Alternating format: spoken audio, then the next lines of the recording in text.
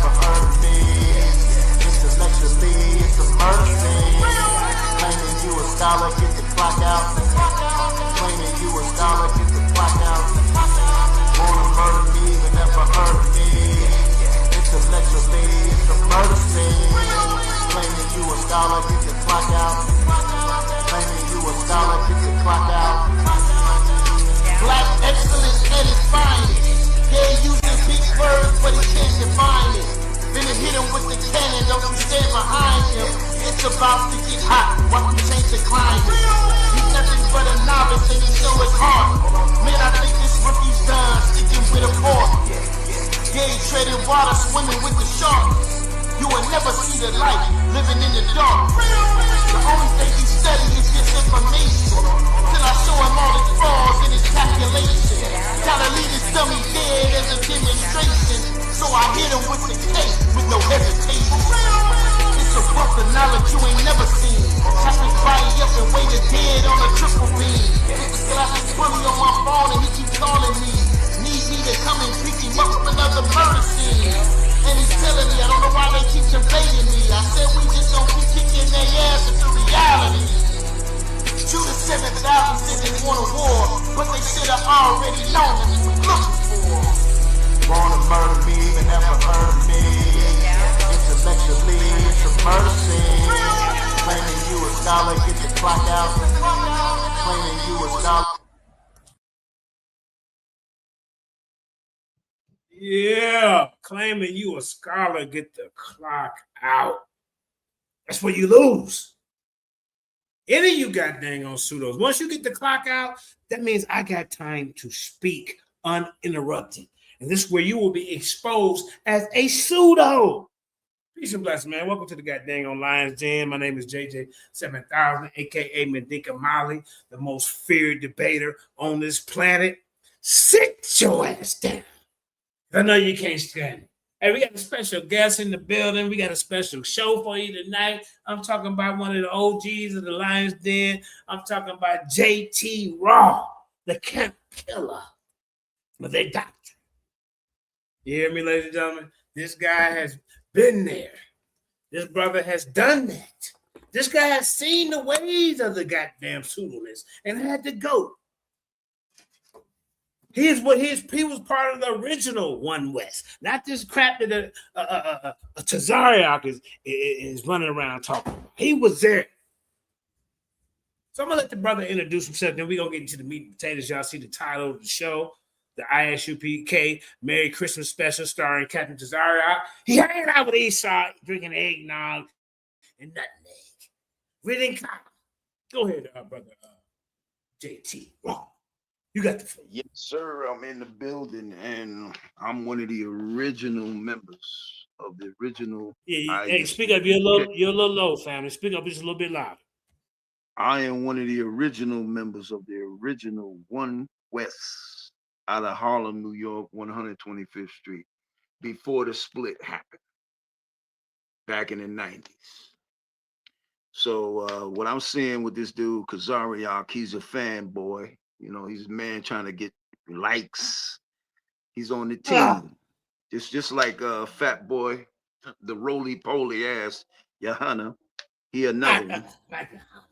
They all down with that bag. Not meat Y'all burger. understand? Not meat burger. You mean good man. burger? Good burger. Yeah, good burger. Yeah. Keenan and Kel. Man. You feel me? Keenan and Kel. Eating sandwiches. They ain't supposed to be eating pork chop sandwiches. There's no way that you guys can be following the Hebrew Israelite dietary law. And you guys sweating out goddamn pork chop grease. We see it coming out your pores. Go ahead, JT. Yeah, man. Go ahead, JT. All I'm looking at, they look like Frosty the Snowman, Rudolph the Red-Nosed Reindeer, the Grinch that stole Christmas. They all of that, and then some more.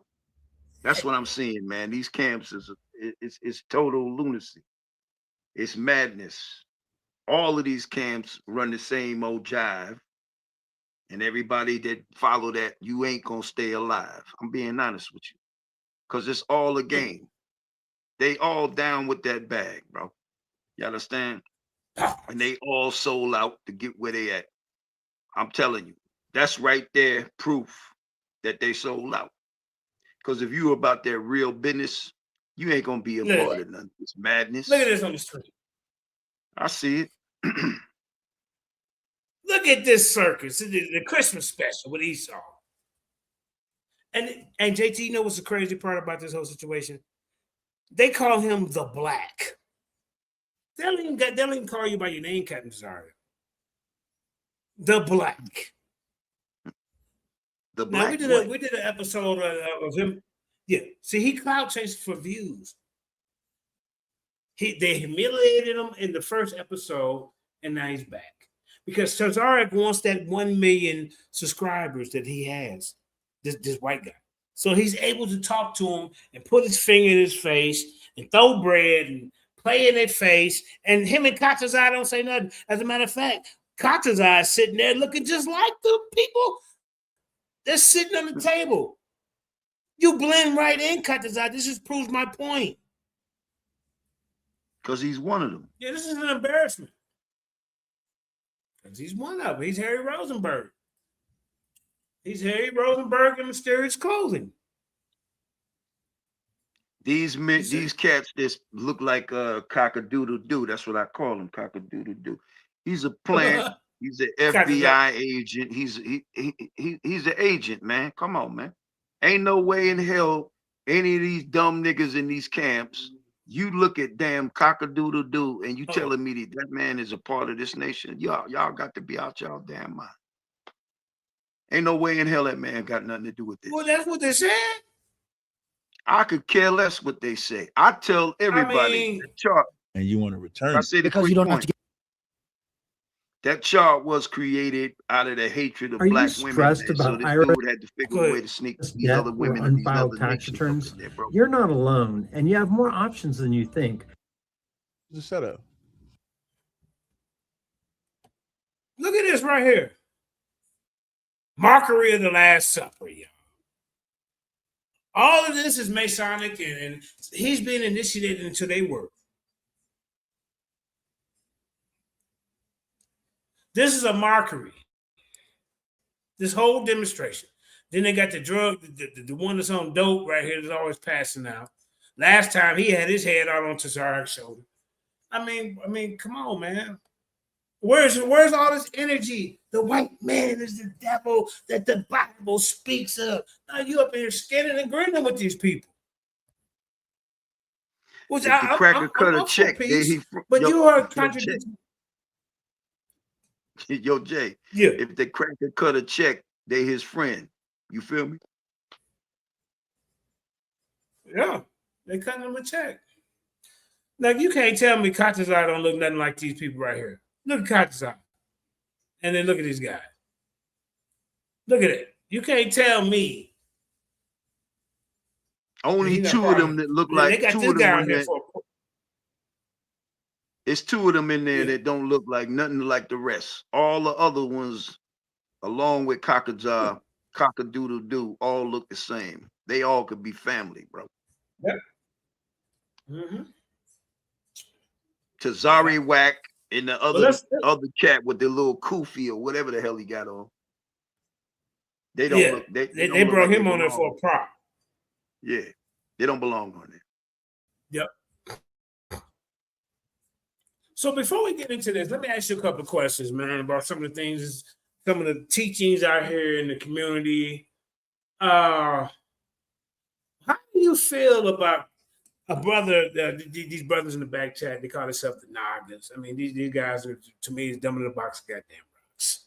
They run around here talking about God is light and light is electromagnetism. They're basically saying electromagnetism. Yeah, they're back doing it again.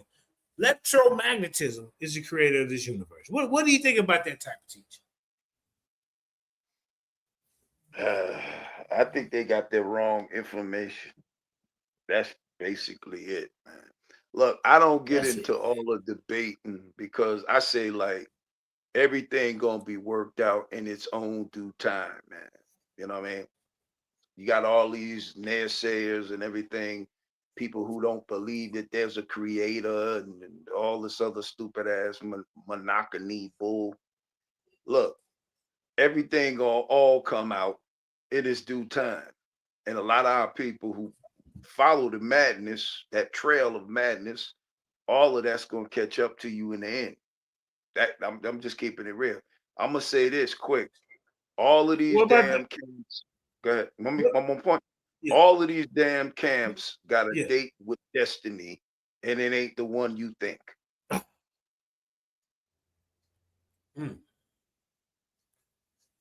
Now, during your time, when you was your stint in the camps, what made you say, I can't do this no more? What made me say that can I be honest with people? Yeah. There was niggas up in there I wanted to kill them. Do you hear what I said? There was men up in there I wanted to destroy them, to take them out. I got tired of the madness, bro. I got sick of, I could name some of these dudes that I wanted to just eliminate their ass. The nigga that was claiming to be the comforter, I wanted his ass, definitely. And some other meatballs up in there. It was men up in there that just got on my damn nerves, where I just couldn't take it no more. And I said, if I don't get out of here, you can't just say that. You can't. Yeah, but JT Rod, you just can't say some guy was calling himself the comforter and then don't go into detail. Well, what you mean the comforter? All right, let me break it down. This man got recruited by those Rosicrucians, Illuminati, or whatever you want to claim it, to play a role, a part. And they said, if you play this role, this part, we're going to give you such and such and such. So he had people up in there. I wasn't up in there that time. I left the school in 1999. Around September 18th, I made the decision completely to get the hell out of there. And that was actually my birthday, so-called. So, but he was recruited by the Rosicrucians, man. Right? Because Ariel, after his failed prophecy of the year 2000 failed, they had to get another scheme up in there to draw the people in. And that's when they used that fat boy named Tazariach. And he was the godsend company. You're going too fast, family. What do you mean the prophecy? What prophecy are you talking about? Go ahead. The prophecy? Ariel told everybody that the world was going to end. The white man's kingdom was going to end in the year 2000. You hear what I said? Or y'all can hear what I said? 2000. He was prophesying that. Let me tell the people. That was being prophesied in the late 80s. Like 89 to 99, that was being taught for a decade. That this kingdom under this so-called European Caucasian white man was supposed to end January 1st, 2000 at 12 o'clock noon. This is what this asshole told us. Excuse my language. Go ahead. So what happened when it didn't come true? What happened? That's when the chaos started. Like really the people. A lot of people stayed there and kept on following that madness. Because Tazariach told him, look, man, I got all this type of dirt on you, man. Let me come up in here and take over the school, man. And I'll make sure you taken care of. You understand? That's crazy.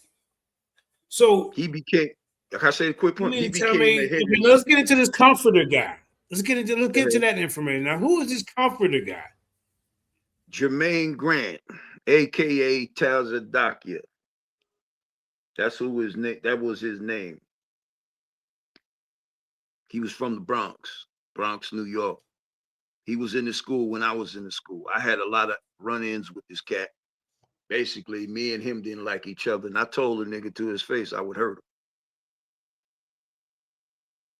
him. He was younger than you, right? Yeah, younger than me, about maybe 9 years. Coming in trying to tell you what the Bible is, right? Nah. He said something. So did you have a problem with him being? Say it again. Go ahead. I had. Now, go ahead. I was saying, did you have a problem with him being younger than you, or no? It ain't got nothing to do with younger. It's what it got something to do is respect, man. See, RER gave these men false, fake ass positions up in the school, and these men let these positions go to their head. You understand? You telling some man he's some general what? A general fool. That's what he was.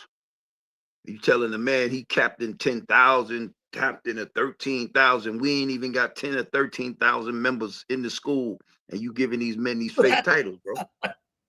And they got caught up in that. I mean, Wait a minute. If you gonna give me a rank. I'd rather, if you say I'm a rank of 500, I'd rather you open up your wallet and give me 500. I could do something with the money, not the rank, bro. You feel me? So did this man have you guys working and wasn't paying you guys like back in the day? All right, let me break that down. Your hunter had a camp up in the Bronx. That's the fat boy that run the new ISUPK, not the original. When he was thrown out the school, he left the school in like 2001. I heard something in that area. Tazariach changed the name of the school. The old name of the school was ISUPK. He took the name, changed it, put a new name upon it, and called it the Israelite Church of God and Jesus Christ. And your hunter, when he split, all he did was take the name of the original school and placed it on himself and said that they gave him all permission and power over the old school, and that's why he running out. That's what he told everybody, which is a damn lie. So now he's the new. So we're gonna speed up a little bit. So now is he the new Holy Spirit comforter? Who? What's going on? Hunter? I'm gonna tell you like it is. He said on video, and he said, "There's the Most High, there's the Messiah, and then me. I'm third in command." That's what he said. Nah, he's third at the dinner table. You know what I'm saying? That's what he third at. He look like he first. Probably so. So yeah. I mean, what happened to this first comforter guy? All right, he ran. I started to see him, like they had an access channel, cable access channel here in New York. I forgot what channel they was on. I think it was like on channel 36 or something. And I started to see him around 2002. So I'm saying maybe around 2001 or 2. That's when he took on that title. I would say around 2001 or 2. Now, after a while, about 18 years later, in 20, he caught COVID and he checked out. Bye-bye. Adios. Oh, wow. All his lies caught up with him, basically. Huh? Wait a minute. How the comforter check out? He caught I thought the comforter should be some kind of mystery. He caught COVID. He caught COVID and checked out of here April 1st of 20. April Fool's Day. I'm sorry to hear that for his family, man. I'm not mocking the man. Nah, I ain't mocking the man. I'm just telling you the story. So, yeah. I'm just putting that out there for anybody. It was because check it out. Can I say this quick? I was the one that told Kornaf. Anything you want, bro. This your show. Nah, I told Kornaf when he passed away. I called Kornaf up and told him on the phone, Comfy is out of here, man. He just checked out. And then Kornaf did a actual stream, invited certain other people on there, but I wasn't on there because I was at work. So by the time I got home, he was done. So yeah. So what are the problems would you have? What other issues that you have with the current ISUPK?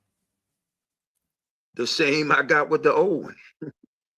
That all of them is it's a bunch of BS, man. That's what I got with them. You're not following the Most High, you following the man, just like we were doing in the past. Man was promising us all this of what's gonna happen, and we gonna be delivered out of here, and blah blah blah, and I'm gonna give you this rank, and blah blah blah. You gonna and it's the same old BS right now. Ain't nothing new, ain't nothing changed. They still running the same old game. It's just different characters, different players. You feel me? Right. So some of the doctrine that they teach, are they still Mhm. teaching that some of these guys are reincarnated biblical characters or figures? Yeah, they taught that. They taught that in the Oh. school. I'm gonna tell you who they taught us. I'm laughing at it now. It's really funny. We was taught that Ariel was Joshua in the Bible, which was from the tribe of Ephraim. We was taught that Ariel was, who else they told us he was? John the Revelator. This is what they told us, man. It's funny, man. This is real comedy, all in the family style. You feel me?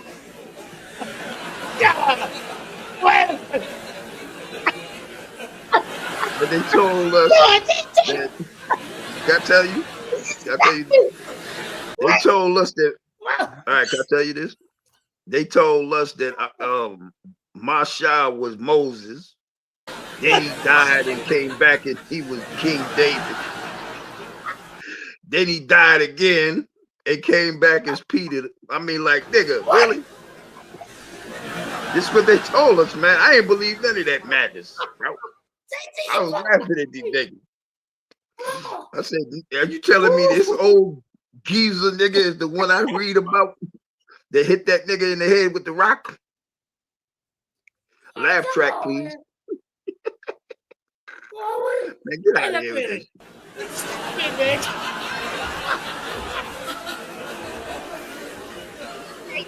I'm telling you what they told us, bro. This was Def Comedy Jam before Def Comedy Jam. You hear me?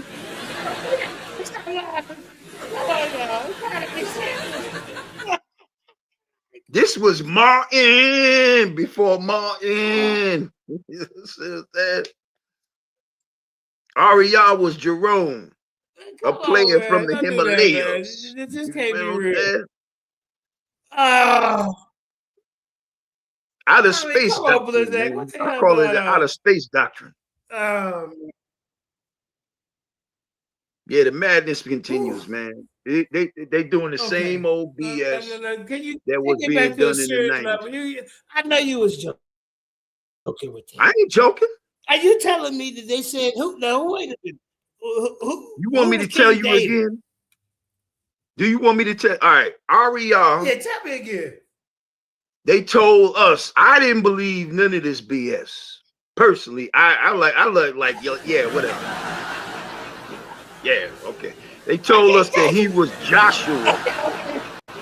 The dude that went around Jericho, the walls of Jericho. They told us that this fool was that. That's what they told us. And then they told us that he was John the Revelator. I'm like, yeah, revelate my ass. He switched out. But wait a minute, how he two characters?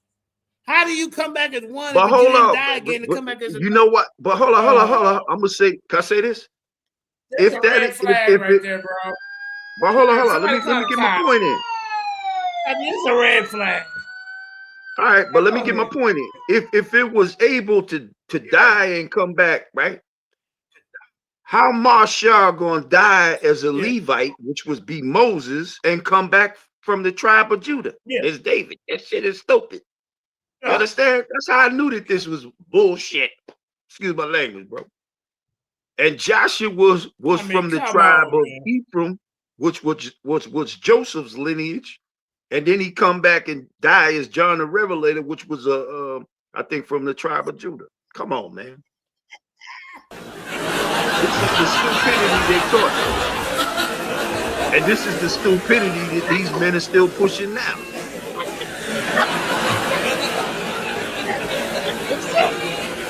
You know, yo, look at the cast of characters rolling with your hunter. Dumbo the clown, man. Come on, man. Dumbo. Your hunter look like a goddamn hunchback. Come on, son. A whale. He look like Free Willy Part 85, bro. You kidding?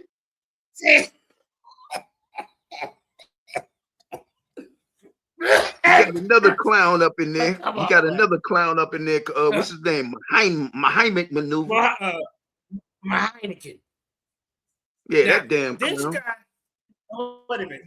Did you see the video of him talking Complimenting men's private parts. Yes, I saw it, man. I seen it. Yeah, ding-a-lings. He did a whole class on Israelite Yeah, ding-a-lings. he was complimenting on which tribe got the best private part. You know that's a How did red he flag. know? He must have seen a lot of them. That's a pretty any stuff. Any stuff. You know he must have been in the duty parties, homeboy. Well, Jabari said when he went into their sanctuary, he said he ain't seen not one woman in sight. He said he seen a whole bunch of naked men oiled up doing push-ups. Not one woman in sight. Not one woman. What? So what do you think about this picture on the screen right here? You gotta be kidding. What is this? Look at, what is this? I thought you said this was your mortal enemy. Why are you at the Christmas party? Let's take a look at this and see what they're talking about. Nah, because them niggas believe in Santa Claus. They believe in Santa Claus. Do you know Santa Claus is, can I say this? Yeah, Yo, can I say this before you get to that? Yeah. If people do not know the word Santa, right? Look at the word Santa and Satan. Satan is the word Santa backwards, the other way around. It's the same amount of letters. It's the same word. Satan is Santa. If you look at the word and flip it around, and Claus represents hand, the hand. So basically, Santa Claus is talking about basically the hand of the devil around your neck. Do you hear what I'm saying? Because check this out, one more. As the devil is described in the scriptures, he's described as red. What does Santa Claus wear? What is Santa Claus clothing he wears on his body? What color? Red. Right? Red. Thank you very much. Thank you. Because that's what Santa Claus means. Satan's hand around your neck. The claw is your hand. That's what Santa Claus means. The original Saint Nick was a black man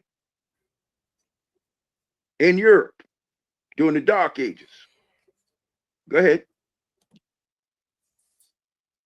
Go ahead, Jay. Yeah. So let's take a peek at Tazariach celebration with his brother Esau.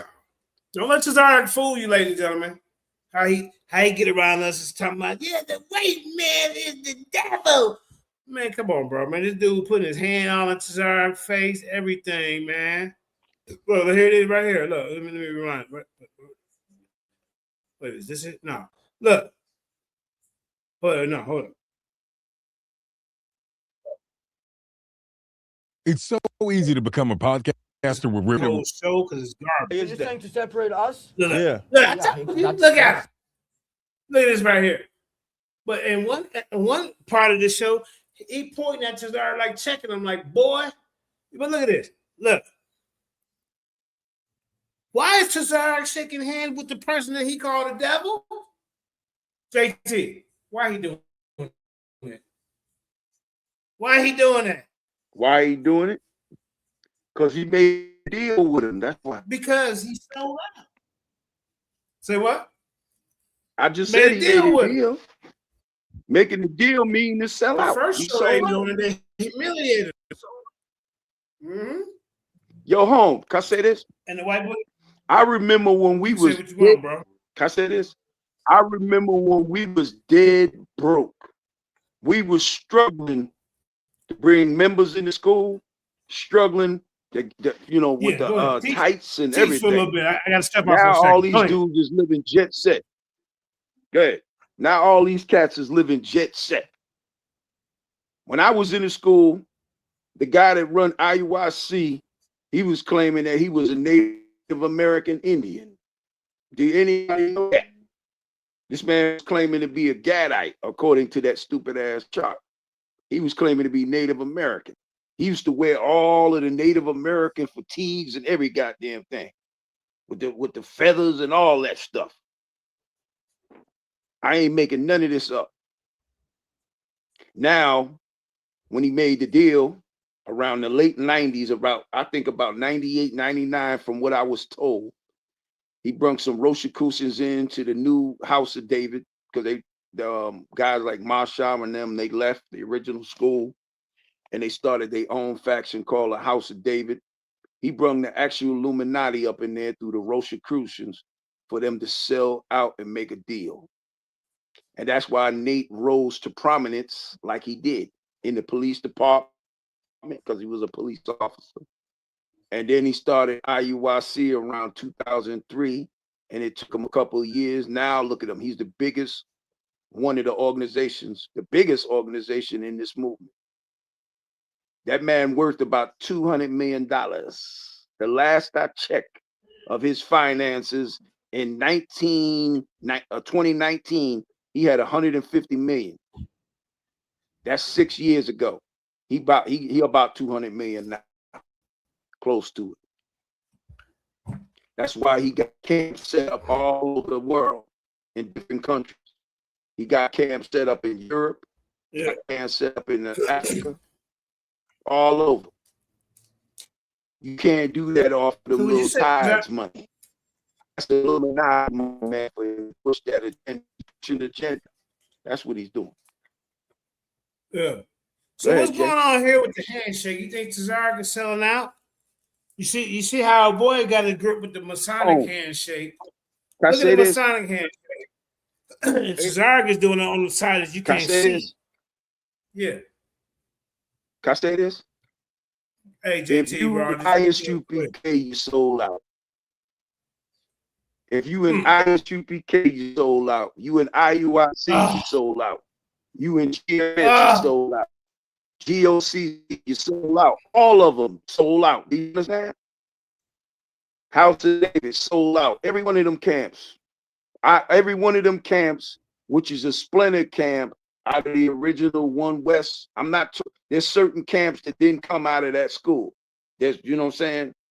I'm telling you, all of the splinter groups that came out of that camp after the split, they all made this. They all sold out. Do you hear me? Every one of them. They sold out. Tazariach, can I say this?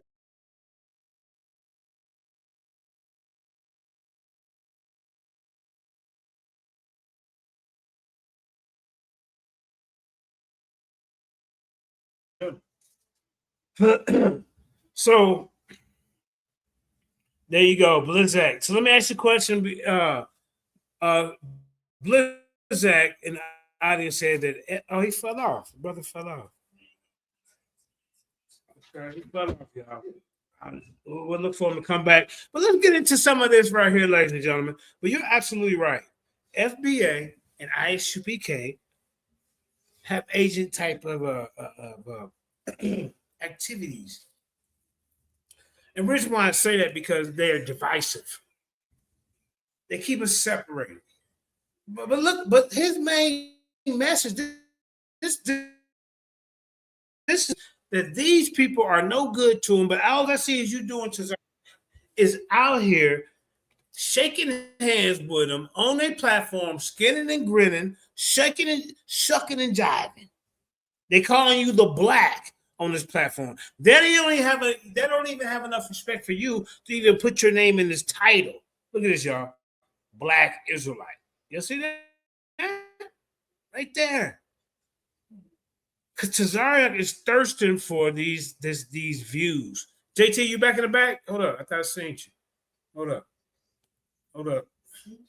Thought I seen you. Okay, try again, JT. Yeah. Yeah, sold out. But let's get to see what they're talking about. It's so easy to become a podcaster with Riverside. You just need a concept and a way to record it. Here's how it works. Why? Because it's called. So you hold up. Doesn't mean that I am Harvey Epstein. Yeah, so I guess maybe you want to start with Christmas. Tell everybody, because I don't know if they celebrate. Where you at? You guys Christmas? Yeah, Kwanzaa. Nah, we don't celebrate Kwanzaa. Why we gotta celebrate Kwanzaa? You know, because you guys are from Africa. See, this guy always is being. This is the second time I see him on the show, and he's gonna call Tazariach the black. He's gonna be like, you can tell he's racist. Where's all that energy, Capt Tazariach? Huh? Did you take some of the same dope that this guy did over here? Look at this guy. Both of these guys are spaced out. Look at them. These two right here. And then they brought the African guy out here for a prop. He don't even talk. It's a market. Kwanzaa wasn't even started by an African. It was a black man in Chicago. That's the same thing. No, it's not. I Africans and black wouldn't be able people to are tell not the same difference. people. Yep, you right. See that? Yep, you right. He chimed in. Listen, he felt that in his soul. I'll leave it to you guys now. About Christmas, I guess. Right. Your thoughts on it? Thoughts on Christmas? Yes. Well, Jesus was not born on December 25th. That was a Uh-oh. holiday that Smart way. celebrated in different cultures. And God chose to become a human being, his name, Jesus. And he lived a sinless life. He taught amazing teachings. He died on a cross and he rose from the dead. Hey, And we celebrate his birth. can I ask a God question? became a human being. Can I ask a question? Yeah. You said Superman. The supernatural God chose to become a man. Yes, sir. So God died. God in human form as a man died So on a God cross. died. So God he in killed- human form. God can die. God limited himself and became a human being, and as a human being, he died. It doesn't say that anywhere in the Bible. Oh, it says it all over the Bible. Where does it say he limited himself into a human being? Philippians chapter 2, have this attitude in yourselves, which was in the form of God, did Right. not regard equality with God a thing to be grasped, but emptied himself, I'm the same as taking that, upon then. himself. No, So you're we- not God, and I'm not God. No, think about what you said. It said, have this attitude in you. Started You have to read in context, sir. You keep going through that passage, and it says Right. he existed in the form of God and did not regard equality with God a And thing to this be is- grasped. I'm gonna be honest. If I'm dealing with this book, ladies and gentlemen, I would prefer to deal with Jesus Christ than Yahweh. These two had two different messages. Yahweh hurt the children. Jesus said, don't despise the little ones. Tazariach is following a monstrous God, and his name is Yahweh. And today I'm going to show you the contradictions and how Jesus spoke against Yahweh. If I'm dealing with the book, I would rather be a Christian, but not dealing with the pagan holidays. You put that part out of it, but at least they're following Jesus. So let's look at, hold on, we're going to skip around a little bit. We're going to skip around a little bit. This is what we're going to do. We're going to skip around. Oh, JT back? Okay, we're going to get back to this then. But hey, JT, I'm going to show you about, I'm about to show you about Jesus and Yahweh's different message. I don't know if you're ready for that type of information, JT. Let me know. We can get back to this.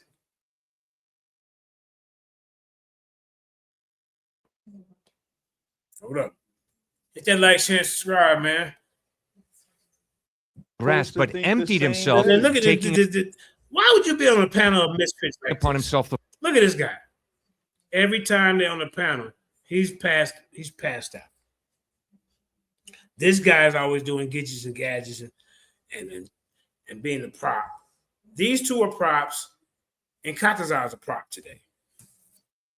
form of a So bond if servant. we can take that same mind state. Yeah, but just then because we I could do think the like same Harvey thing. Where's all the Epstein- Capt Tazariach energy, JT, that he had when he around us?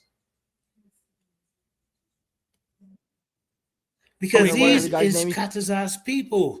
Capt Tazariach is Tazariach's handler. I cannot Does be The it- eternal. handlers That I am always Harvey sit Epstein. to the side and don't say nothing. like Harvey Epstein, you be in jail too. No, but that doesn't mean I act like him. That doesn't You mean be I in act jail. like him. If I you can thought think like like Harvey him, but there's a Epstein, you be in difference jail. between being. It also certainly doesn't make me him. I don't Just become that like person. Trump when they show the pictures with him with. I don't know what you're the talking Epstein- about. Point to Look, them. look. It's 1-0 so far. I don't know what you're So talking I having about. a great old. Hey, JT fella. Tazariach having a great old time. Nah, man, nah. He say he ain't look. He called on Abba. He ain't fooling with no Yahweh. He ain't fooling with him, bro.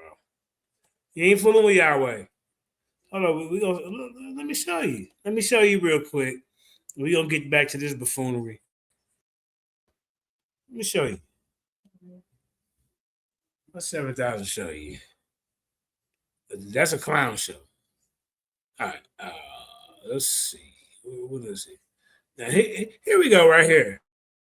Now, Jesus is exposing Yahweh. Okay? We can start right here. Let me show you.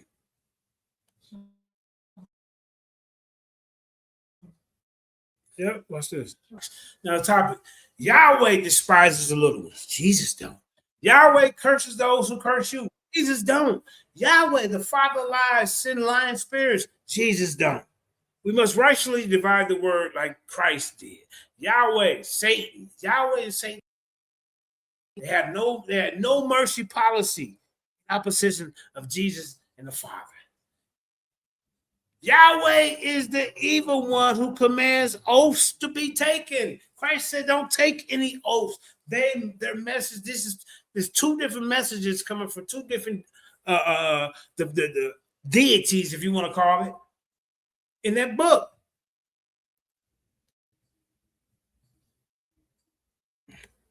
Okay, there go JT. Yes. Yeah, Well, they should call JT's back. JT, what do you think about that? JT, what do you think about Jesus and Yahweh? Do they have the same message or two different messages? Well, they keep saying, some people say Yahweh's name is the Most High. Some people say Yahuwah. Some people say Yahweh Shai. I don't know, man. I just keep it simple, man. That's it. So let's examine a few things real quick, because I mean that's we ain't gonna waste our time on that buffoonery real. But I want to talk about this for a second. Let's check this out. You tell me. Number 4, You know, we'll learn about rightly dividing the word, and this is something that Jesus did, especially in Matthew chapter 5. It's very visible what he was doing there. And then we'll look at a couple more examples where y'all. Hi, this is Bobby Collier, and I wanted to continue our Goodness of God teaching series today and talk about Jesus exposing Yahweh as the evil one. We're going to go through several examples where Jesus, and then we go back. Jesus is a cold cat, man. He wasn't fool with Yahweh, man. Watch this. Jesus wasn't fool with Yahweh. This is what we need to examine. Jesus was a cold cat. Watch this. And look at what Yahweh said or did, and we'll see that it's in contradiction, making Yahweh the evil one. So our topics for today. So Jesus told us not to despise the little one, yet repeatedly Yahweh did despise the little ones. We'll see also that Yahweh curses those who curse you, whereas Jesus told us to bless those who curse you. I'm rolling with Jesus. We'll also see that Yahweh is the father of lies because he sent lying spirits. Number 4, we'll learn about rightly dividing the word, and this is something that Jesus did, especially in Matthew chapter 5. It's very visible what he was doing there. And then we'll look at a couple more examples. They didn't trick y'all to put this Yahweh character in there, JT. This is what I'm saying. He may not trick you because I mean I don't think you call him Yahweh. You don't call him Yahweh. Where Yahweh, I ain't never heard JT call him Yahweh. No, I don't. He's creator, yes. So this ain't no slight on you. I say this. Yeah, but from we what need to he's figure this saying, out. But these guys. Can I say this? Yeah, go ahead. Quick. From what he's saying, yeah, Yahweh might be the name of who we would call Lucifer, man. That's what I think he's talking about. When you read between the lines. That's what he's talking about, bro. And to be honest, them Oscars was talking about that, but then the nerve of them, because they God is basically predicated. Jehovah is saying the same thing as Yahweh. It's the same thing. So they messed up too. Yep. The Yahwehs was tricking them. He's a bloodthirsty guy. He demands blood. Christ wasn't acting like this. Look at this, y'all. That's who we would call. That's who we would call Satan, Lucifer, Baal, or whatever you want to call it. He got Satan many titles. Has a no mercy policy. Yeah. Bro, I'm saying, do you think one is Yahweh and Jesus teaching the same message? That's the whole thing. So let's examine this. Which was in direct opposition to Jesus and our Father. And then number 6, we'll see that Yahweh is the evil one who commanded oaths to be taken in his name, whereas Jesus told us not to take oaths because Jesus said that taking oaths, anything greater than yes or no, was from the evil one. So these will bring more light to the subject that we've been talking about, where we've been saying that Yahweh is a name that belongs to Satan. It's his God name for him to receive. Yahweh cutting up, y'all. See? And you hit it on the nail, JT. You said, I think he's saying Yahweh is connected to Satan. Be worshipped by, but unfortunately our Father's voice in the Old Testament also came through that same name, which causes the situation where we must rightly divide the word like Jesus did. Divide the word. Okay, Yahweh despises the little ones. All right, now we're going to start right here. Now, Yahweh despises the little one, but Christ said, take heed that you do not despise one of these little ones, for I say to you, that is in heaven, and their angels always see the face of my Father. He's talking about a whole different Father. He ain't talking about no. Okay, Jesus said not to despise children. Plus, he said it is the thief who steals, kills, and destroys. All of the passages we're going to look at below involve savagery towards children, dashing infants to pieces. See, Blizzak, if we're going to go back to the Bible, don't fool with Yahweh, fool with Jesus. Let's keep it going. Ripping open pregnant women. Yeshua. Women, killing nursing babies, curse of hunger so strong that parents eat their own. Hey, look, Yahweh get you in the middle of the goddamn desert somewhere and feed you a little bit of portions of manna. And look at this, y'all. You want some water? He gonna tell you whether I'm gonna teach you how to get it from a rock. I mean, Yahweh ain't. Come on, man. I'm gonna teach you how to get it from a rock. Starving them folks. Man, Yahweh ain't something else, man. I'm just bringing it out. Children and so forth. Through the words of Jesus, Yahweh is exposed as the thief, which is Satan, in the following passages. All right, so let's look at what Jesus said. In Matthew 18:10, he said, take heed that you do not despise one of these little ones. All right, stop right there. Now, JT, now you a biblical kind of, JT still you like a biblical type of researcher. Now, why is Yahweh telling one of them, to do that? Then Christ is telling you, do not despise the little. Do you see a problem with that? Or no? Or am I understanding this wrong? Go ahead, fam. Yeah, I see a person contradiction. Yeah. That's what it is. So we ain't fooling with Yahweh. Let's keep going.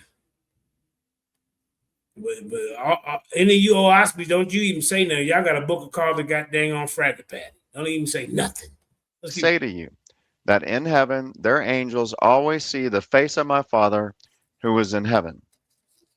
Okay, so we have Jesus speaking against despising the little ones and also the Father. Okay, so we know that neither one of them would ever be involved in despising the little ones.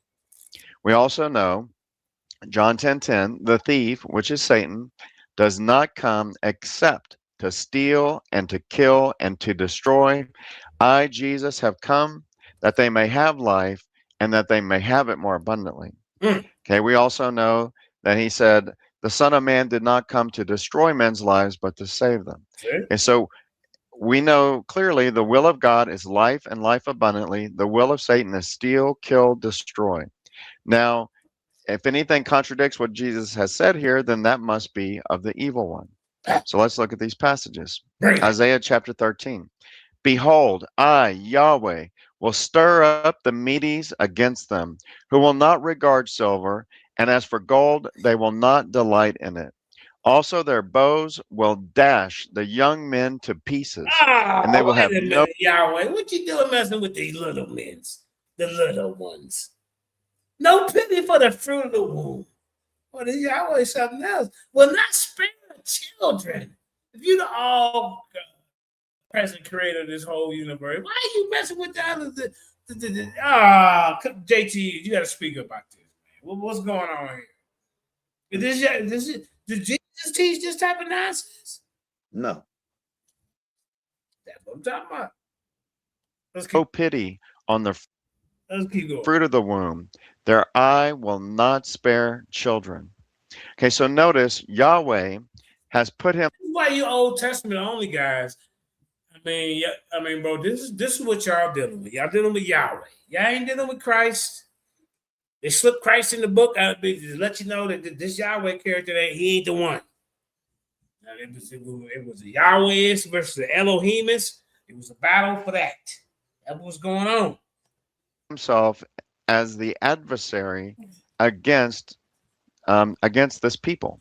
He is the one who's stirring up an enemy. Look at Okay, that. that is an evil thing to incite someone to commit evil. Yahweh incited an evil people to go do his. Yahweh need to get somewhere and sit down, man. Bloodthirsty. Got mad at Saul. So I said, I did everything you told me to do. I guess Saul wasn't barbaric enough for you. Saul wasn't barbaric enough for Yahweh, y'all. I mean, come on, man. His biddings and to destroy the young men, to dash them to pieces, to not have pity on the fruit of the womb. Fruit of the womb are children. Okay, so they would not pity the fruit of the womb, the children.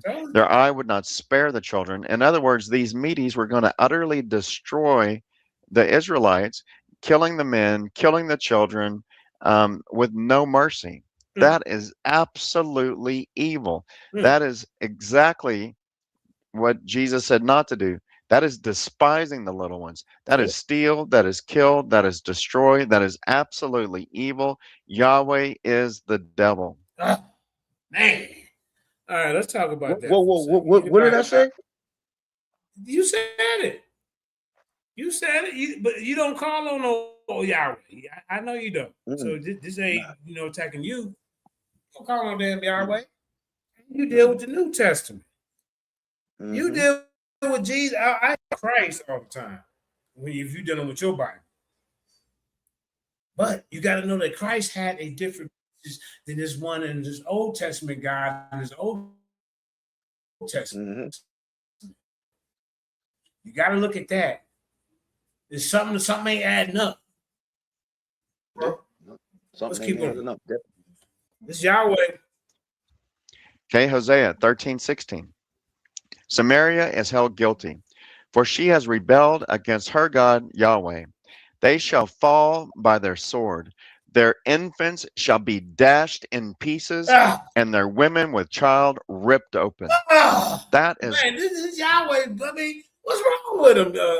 Come on, man. Jesus don't teach this. Utterly detestable. It is utterly evil. Okay, our Father and Jesus, they said, do not despise the little ones. Jesus said the thief is the one who steals, kills, and destroys. It cannot be any more clear than this. Okay, Yahweh is the devil. He is the God of this world, the ruler of this world. He is the evil one, the wicked one. He's the dragon, the serpent, Leviathan, Satan. He is evil. Okay, he's destroying infants, dashing them to pieces on the rocks. Why are you dashing the baby's head against stones and stuff, man? Come on, Yahweh, cut it out. Pregnant women being ripped open. Can you imagine that? They're being ripped open. Go ahead, JT. You finna defend Yahweh? Go ahead. I ain't defending him. I'm saying he doing that because he needs sacrifices, bro. I'm messing with you. Oh, okay. I ain't defending that. that shit. That's right, man. Yahweh go to hell, man. Yahweh acting like this in the whole book. I'm glad they brought Jesus in the book. Oh, who we got indigenous? They got to be indigenous. Oh, no, indigenous. Okay. Yeah, man. Yahweh cutting up, man. So the woman dies. And then they got mad at me when I said, "Hey, man, look at Yahweh cutting up." Yara, Apostle, all of them got mad at me. Tazariach, yeah, we don't need you over here anyway, nigga. Oh, cool. Okay, let me keep. And then of course, the infant is going to spill out on the ground and it's going to die. This is just absolutely grotesquely evil, and it's blasphemy to ever say that Yahweh is the Father. And when you read passages like this, that is absolute blasphemy. If somebody says that, okay, we must rightly divide the word. We must discern good from evil, and we got an Old Testament only brother in the building, man. I got respect for him. It's like Williams in the building. Hey, man, you got some explaining about your Yahweh, man. And he in here cutting up. Let me put you on speakerphone. Go ahead, family. Yeah, peace. Peace. So look, right? That's the type of world we live in. We live in a cold world. We live in a bloody world. You understand? So it's like, if you worship a God that's saying we live in a nice world where none of these things happen, where's that God at? What is he doing? Like, the world is happening right now. Whatever God anybody worship, the world is what it is. You understand what I'm saying? Like, it's evil in the world.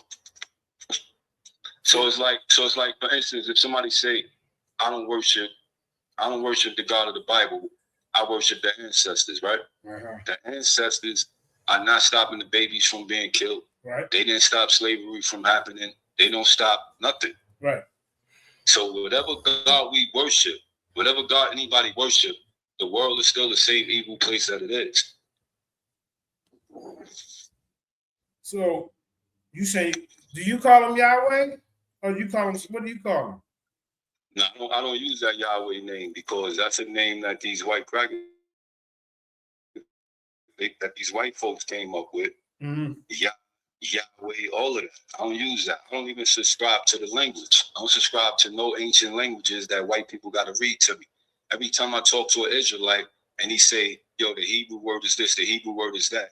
None of these dudes can speak, read, or write Hebrew. So therefore, if you telling me the Hebrew word says this or the Hebrew word says that, and you don't know Hebrew, all you doing is repeating to me what you learned from white people. You dig what I'm saying? Yeah. So I don't subscribe to white people teachings. I just strictly deal with the 39 books of the Old Testament. And we know that God is great and terrible. God makes good and he creates evil. Okay. So he's merciful.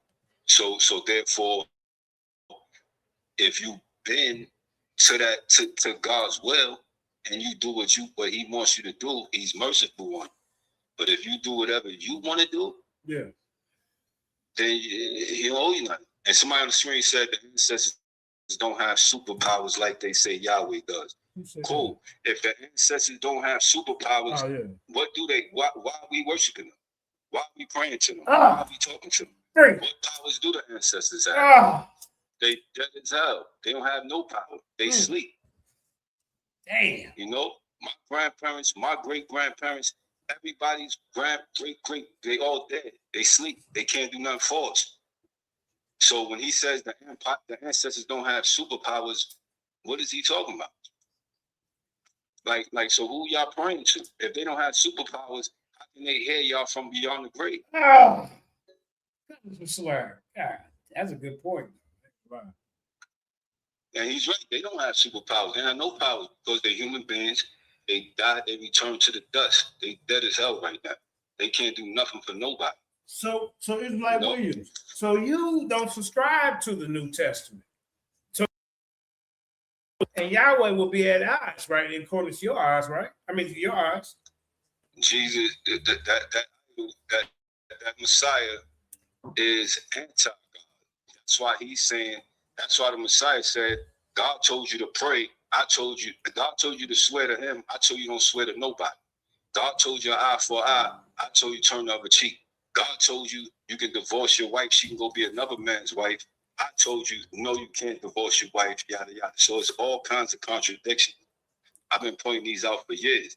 So anytime when somebody say they believe the whole Bible, it's impossible, because if you believe the Old Testament, you can't possibly believe the New Testament. Damn. So you believe the New Testament, you can't possibly believe the Old Testament. If you believe the New Testament, then you're confused, because the New Testament is based on the Old Testament. It can't stand without the Old Testament, because it's referring to Old Testament characters.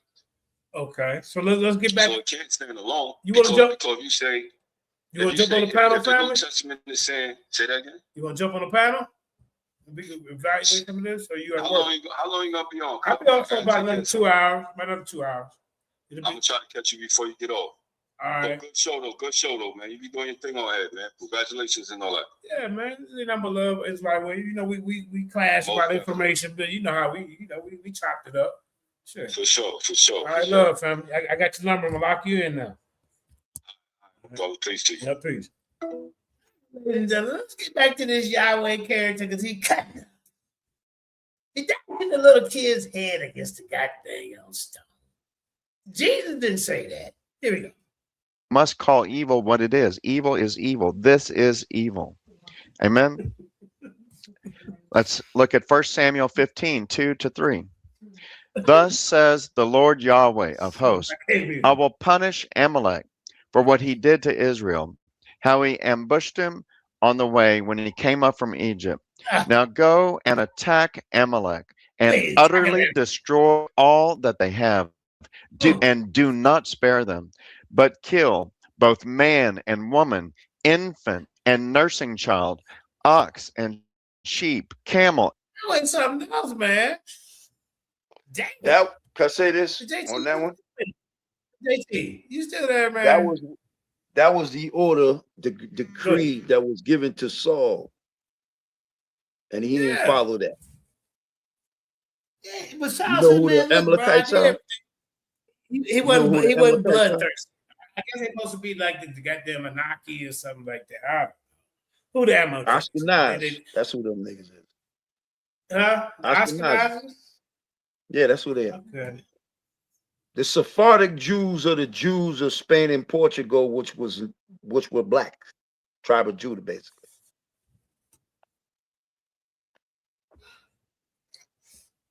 Go ahead. So is Yahweh's, you even said it, Yahweh is Santa Claus. See? Yeah. Yahweh Santa like Claus. that photo you showed with that photo you showed of Tazariach. is going in on Yahweh. Yeah. That photo you showed, can you hear me?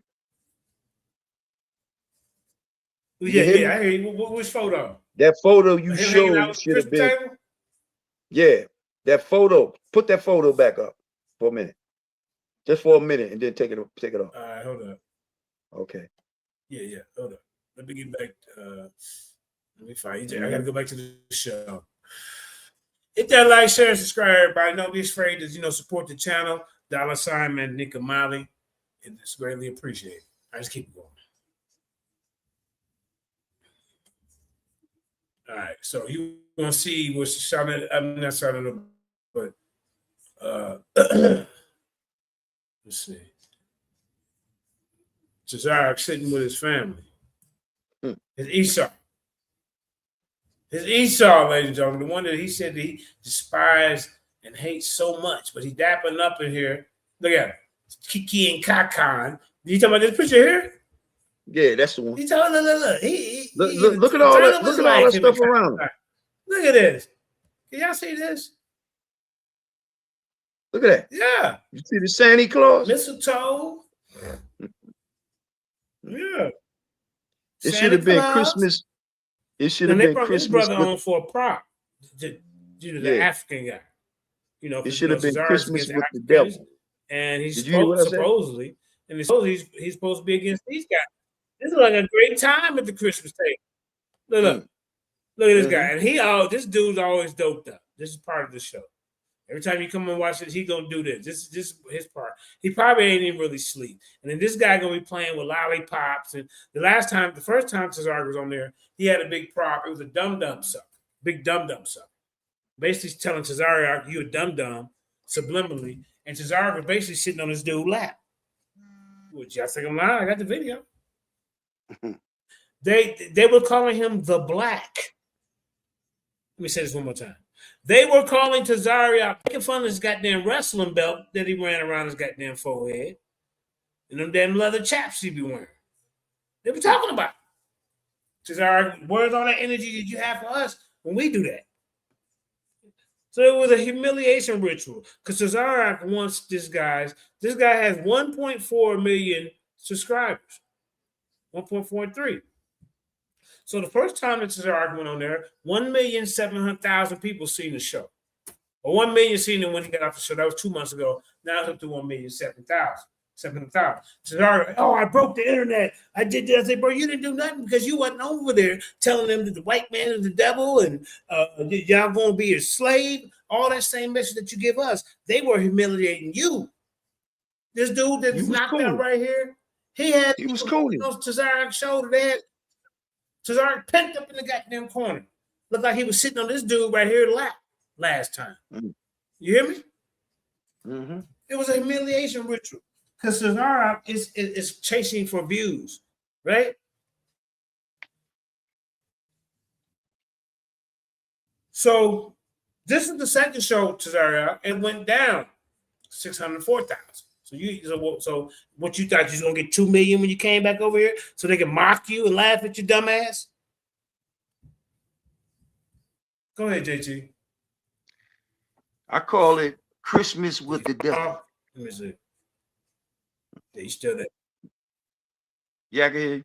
Christmas with the devil, starring Martin Even. Hey, listen, what's this guy named? Martin Evan. Christmas with the devil, starring Martin Evan. Because the devil is Tazariach. So special guest Martin Even, because you the devil, Tazariach. You the deceiver.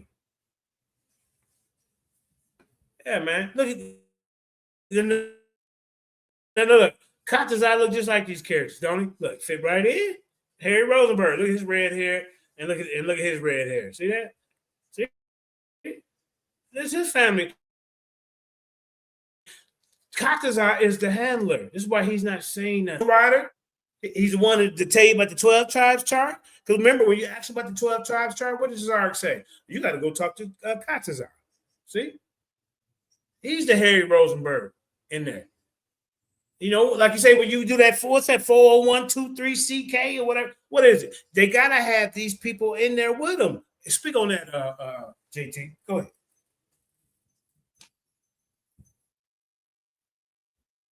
You there, JT? Oh, he fell out. Okay. JT, speak on that. The 401k, what is it? 401k, C3. They have to have people like Capt Tazariach in the organization. Right or wrong? JT, you there? Yeah, oh, he fell off again. Hold on. Yeah, man. He fell off again, but he'll come back. Yeah. Everybody, I just made a donation. A little. Oh, yeah. I appreciate it, family. I remember you did. Appreciate it, Blizzak. All right. Let's see if JT gonna come back because he wanted to see this part. I want to get back to where we was at. Where did we go? We went somewhere else. Let me see.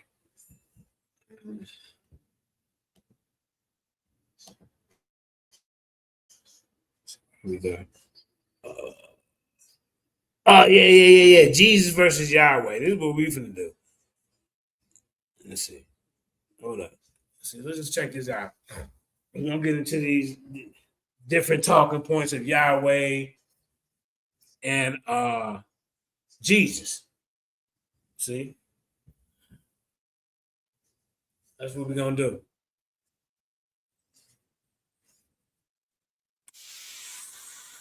Read the Old Testament as a story of paleo contact. Another video I got loaded up for y'all. George, that's a great question, and it's a $64,000 question. Paul gives that as the Christian definition of theos in the book of Acts. We got $1,000 question. Name of the Old Testament. There we go. Paul, I really enjoy the videos and documentaries. Recently, the question in the languages: did Jesus ever use the name of the Old Testament God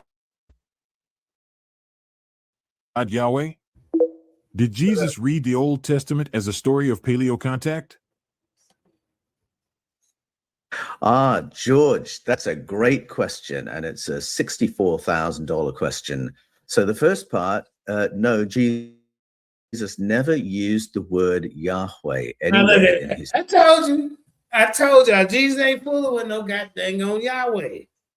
He never use it. He teach a whole different message, man. If you gonna fool with the Bible, fool with Jesus, man.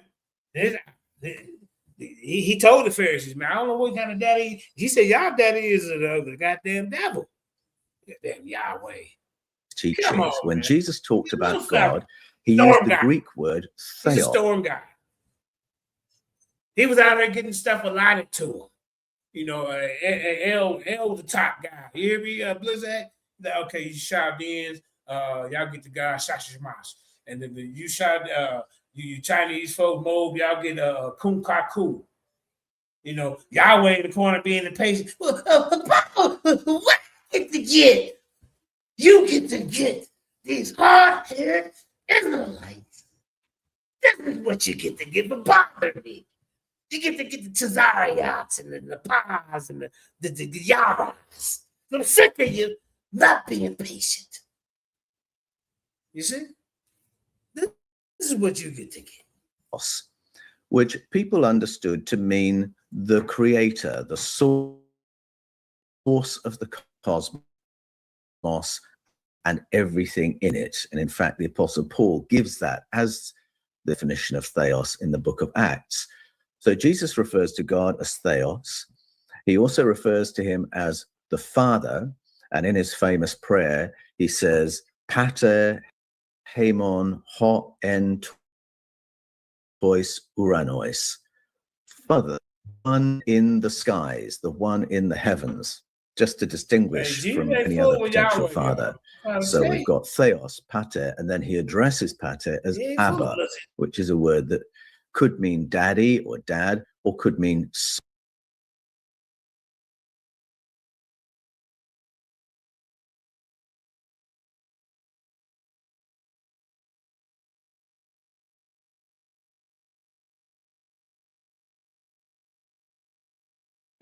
Yeah, man. Yeah, I don't know what the hell going on, man. Ain't nobody fooling with Yahweh. Come on. Sir, that's the language that Jesus uses. Now, some might say, well, he quotes Yahweh's texts, and yes, he does. See, Yahweh's text, Elohim's text. See, see, Jesus was rocking with the Elohim's. He wasn't fooling with no Yahweh's.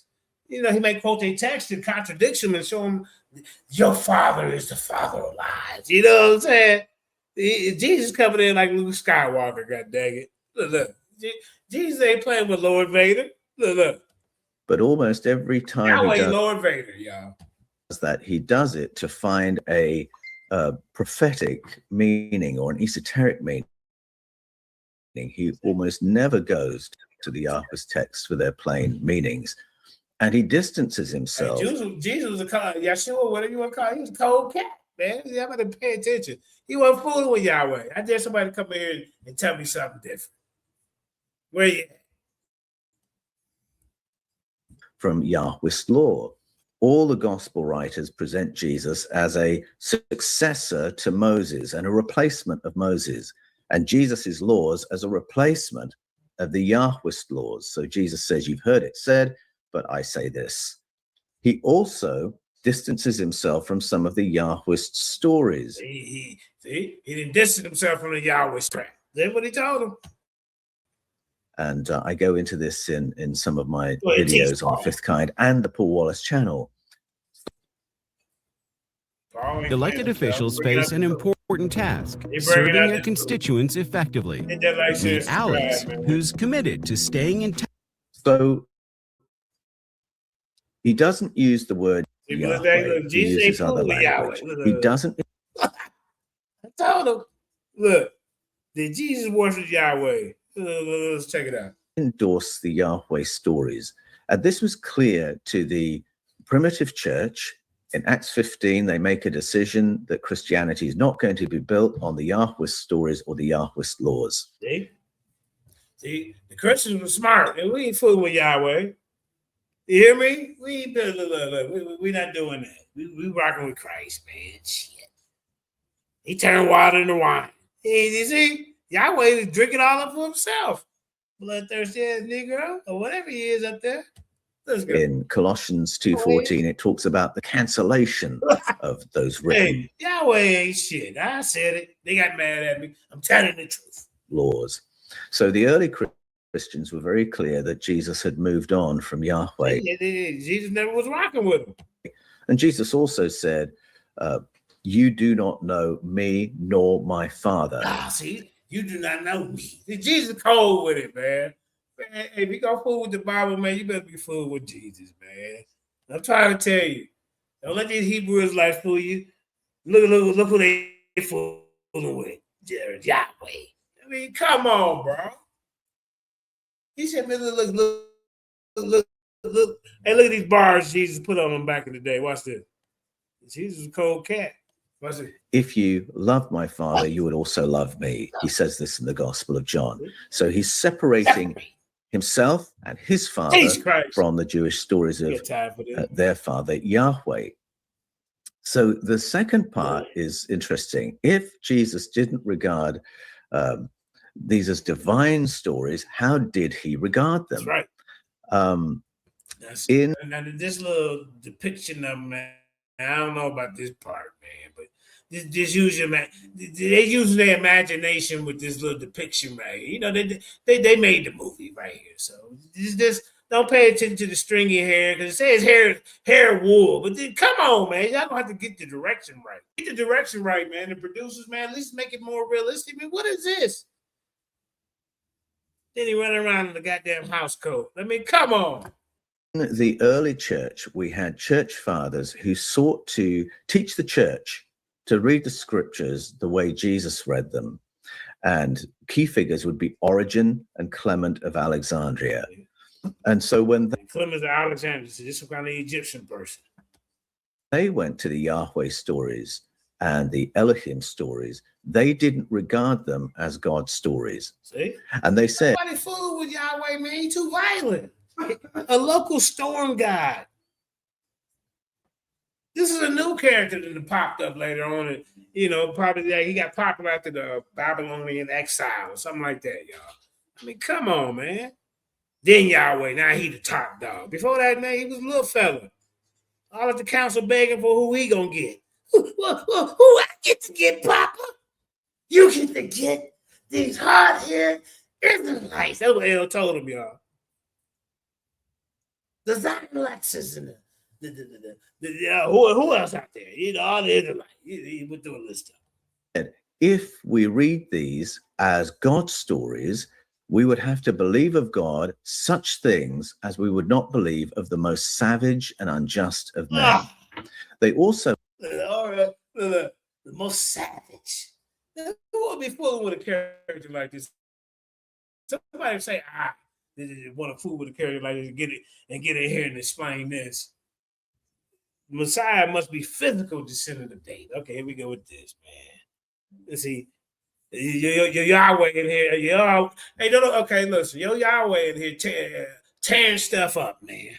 Bashing kids' heads against the goddamn stone. And you up here talking about, hey, your Messiah David must also be born from a virgin. Remember that? How you gonna prove that one, sir? Hey, come on, man. You going with this goddamn? You see, you gonna continue to follow Yahweh. Yeah, to change it, man. There's a lot going on, bro. Yeah, man. Let's get back to this. Yahweh could be, he been cutting up. Look at Savage. Identified that there was some other kind of entity washing around in those Some other kind of entity floating around. Look. texts, which they called the craftsman or the demiurge. See, they just slipped the demiurge in there, god dang it. That's why they put the Gnostics out. Hey, I gotta get up out of here, man. What you doing talking about the goddamn Satan? What the hell is this? See? Is language from Greek culture, and they never quite say what they think this being is. So the Greeks have slipped Yahweh in there. That's what happened. Here it is. Here it is, y'all. Except it's very powerful enough to do terraforming. It's not human, it's not divine, it's something else. Terraform, not human. To Yahweh, he terraforming. Not human, not divine. This is something else, y'all. This is something else. Had me running around talking about no, I bind and rebuke all that. I'm gonna deal with the Bible. I'm dealing with Jesus. I ain't not fooling with no Yahweh. You fooling with no Yahweh? let me start the video, Mom. Hold up. Now, we might have other language for that kind of being. We have the language of alien or extraterrestrial or interdimensional.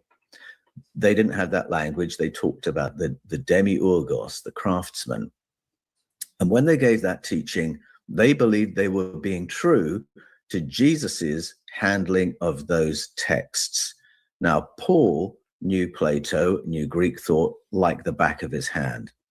And again, Origen, Clement of Alexandria believed they were continuing in Paul's tradition. Origen encouraged people not to read the plain meaning because that would be monstrous. Clement of Alexandria did the same. And the school of interpretation that resulted from that is often called the Alexandrian school. And it's the mainstream approach to interpretation, to hermeneutics. See that? Yeah, we're a mess, man. Yeah. Let's keep going. In the Eastern Orthodox Church. And it's built on the idea that you can't take those stories at face. Y'all hear that? Face value as God stories. So did Jesus regard the Elohim and Yahweh stories as stories of extraterrestrials? Well, that might be adding 2 and 2 together and getting 4.5. But it's not far beyond. If, like Paul, he understood that these texts had to be handled differently, and that's why he always handled them differently, we have to ask them, what did he think these beings were? Not human, not divine, something else. Our language is extraterrestrial, but I think it's safe to say Jesus regarded certainly that those entities were something else. Otherwise, he would have handled those scriptures entirely differently.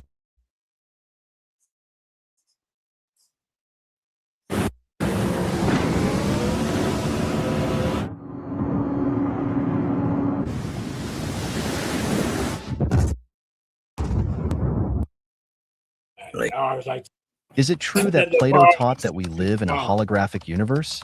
If so, where is that in Plato's writings? Kyle, thank you for that. This is a fascinating question. I get asked. Kyle, thank you for that. Hold up. Go back to that question. It'll tell that we live in a holographic world. Live in a holographic universe? If so, where is that in Plato's writings? Kyle, thank you for that. This is a fascinating question. I get asked this quite often. And the idea of a holographic universe has, of course, become much more popular since the Matrix movies, which have put forward the idea that what we experience as reality isn't really the prime reality.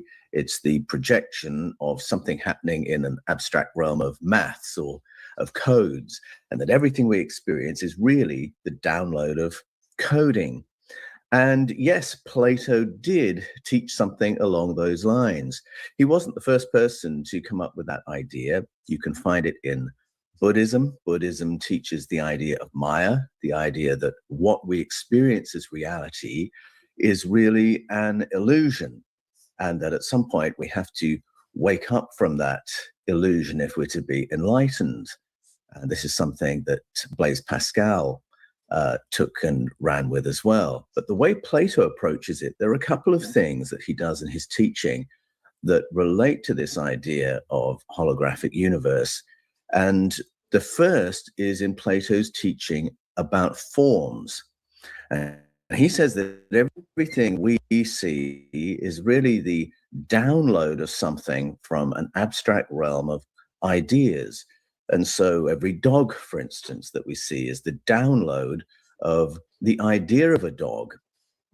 And because we were from that realm of forms before we became material beings, we have enough subconscious memory of what a dog should be that we can assess all the dogs in the world and decide which are the better downloads, which are the more perfect downloads. So Plato had that language where everything really exists as an idea or a form before it's downloaded. And so the real causation of everything we see here is in some other unimaginable realm where everything is mathematics or ideas or codes. So we could look to his language there and say, well, that's kind of similar to the idea of a projected universe or a holographic universe. And we could go and find nuts and bolts versions of Plato's thinking in the real world today. And if we wanted to do that, I would suggest going to paleobiology, going to DNA research, because if I give you an example, the conventional theory is that today's whales are the descendants of either some kind of a bear or some kind of a cow. But the problem with the Darwinian model is that you have to get from a bear to a whale or a cow to a whale in stages, each one of which gives a survival advantage. And so at some point you have to have a functional blowhole on the top of your head. And prior to that, another function. Damn, a functional blowhole at the top of your head. See, Unquest, you're going to have to cut this nonsense out, man. You get hit in the head today, too.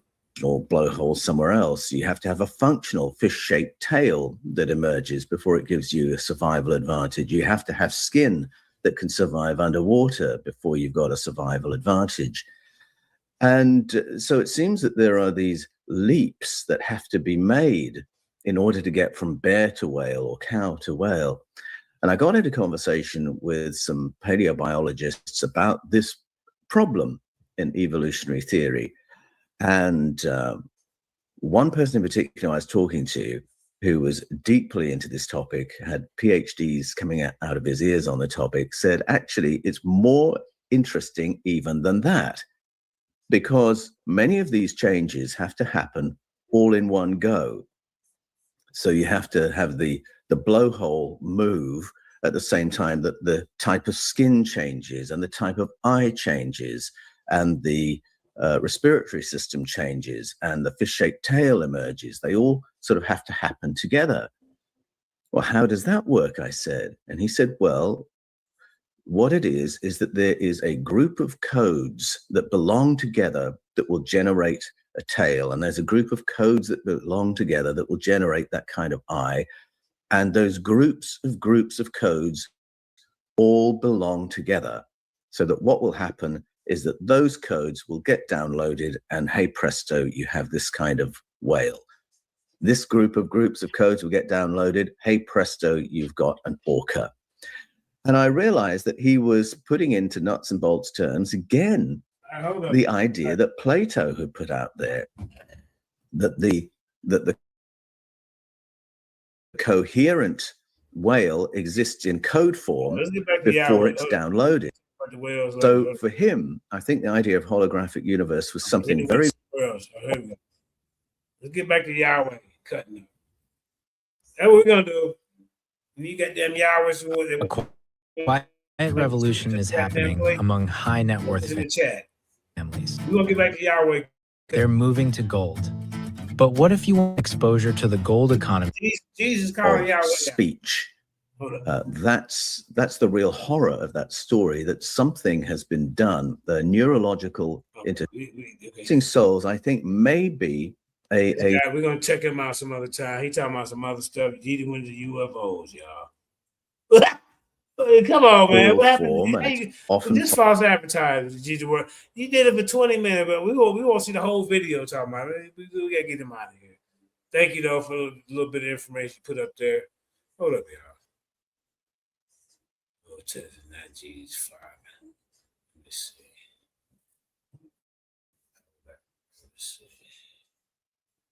Wait a minute. Yeah, hold up.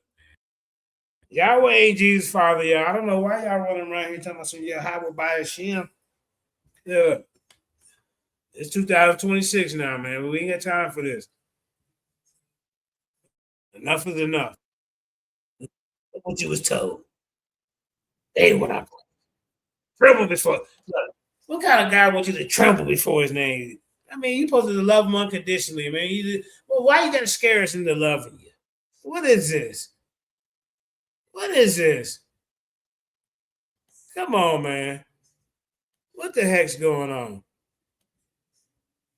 What the heck's going on, Yara? Apostle. I should call Apostle. Get in here and explain this. He was holy, too holy to question, too sacred to even speak aloud. So you kept your doubts hidden. You folded them into silence. But deep down, something never sat right. Because the God they preached, the one who burned cities, who demanded blood, who drowned the world in... I mean, come on. Look, drowning the world, burning cities, demanding blood. And you think we want to fool with this character? Wrath. That God, if I'm dealing with the Bible, I'm fooling with Jesus. God doesn't sound like a loving father. And here is the crack in the illusion. Jesus never called that God his father. Never called him his father. Show me what scripture where he called Yahweh. We dare you. That's a challenge. Hey, Lawrence, they tell him. Hey, that's a challenge where we challenge him.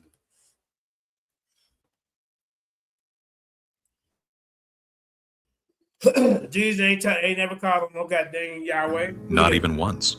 He didn't. Marcus, you need to get in here and explain this. Since you the fighting for Yahweh. Get in here. I'm gonna teach you, young man. You ever worship Satan? Jesus trying to tell you Yahweh.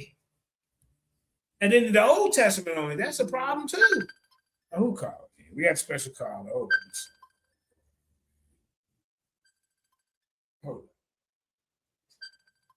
on, ladies and gentlemen.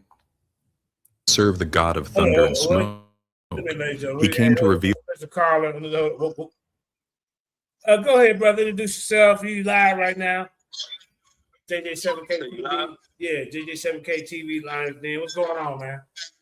I'm talking to Uncle Laurel, man, and he said you switch sides on that. Oh, man, he had a chance to come over here. He ran. So now he over your channel crying. Look what these guys do, man. Look what these guys do. Say he ran? Yeah, he ran out the building, man. Man, he ran out the building. Hey, watch this. Hey, Super Wave. First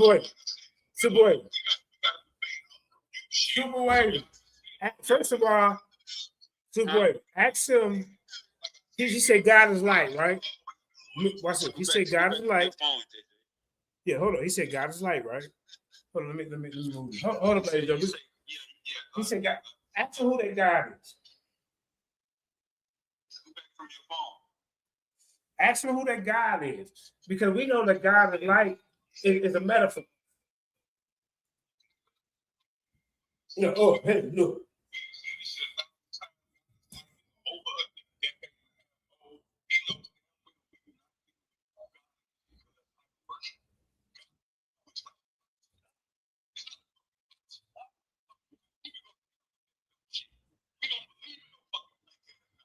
JJ, you say you don't worship man.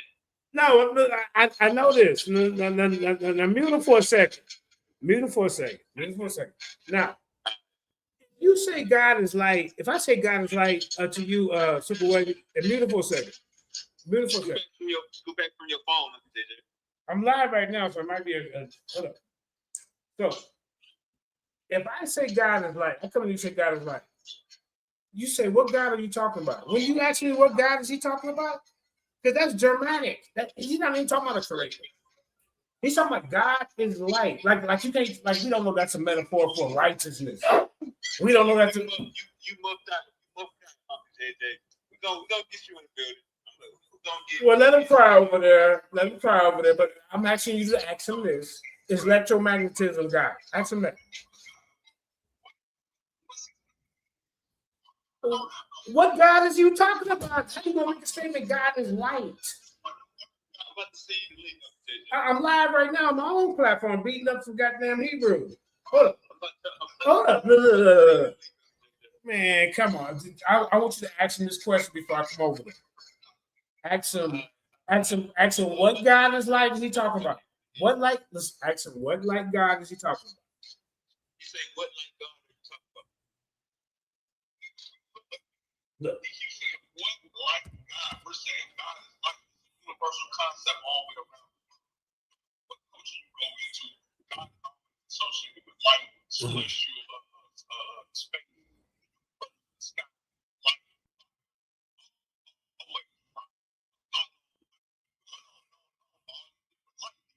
So this nigga sit here and say God, like, okay, go out your DeLorean fucking time machine, nigga. Go back in time.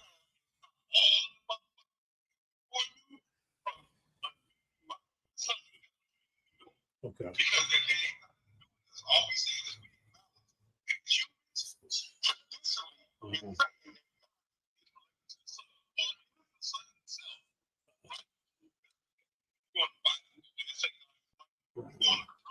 humans Yeah, I hear him.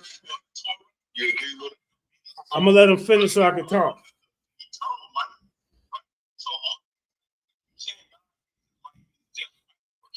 Okay. All right. So now you have lied. Let me speak. Yeah. So now you have created a straw man argument that I never said that God isn't light in a metaphoric sense, because different cultures may say that God is righteousness. Light means righteousness. Dark means evil. But there is no ancient culture running around here talking about some goddamn electromagnetism. So now I have to ask you, when you say God is light and light and electromagnetism, there's two different subjects, but he wants to try to put them all into one. So now you're saying electromagnetism, because you used to say electromagnetism was the God. So now I'm saying nobody teaches this. Nobody teaches electromagnetism, God, especially when it came 10 to the 12th milliseconds after the Big Bang. After everything cooled off, electromagnetism came. And then when I told him about the big freeze in the debate, which he didn't pay attention to, electromagnetism slows down. So that we can slow your guy down. And then I even showed in the debate where science can even trap light. Because light is your God. Light is his God. He's a sun worshiper. So then I told him that the big freeze is going to get rid of Andromeda and this sun, according to science. No science is running around talking about God is light. Or no science is talking about electromagnetism is a God. Now you need to get your pseudo information together with a better argument. Because when I ask you, is God light? What's his name? You said, oh, we ain't dealing with that. So why are you adding electromagnetism to it? Because they're trying to play on the people because they worship electromagnetism. They say you can't do nothing without it. So he ain't not standing on that.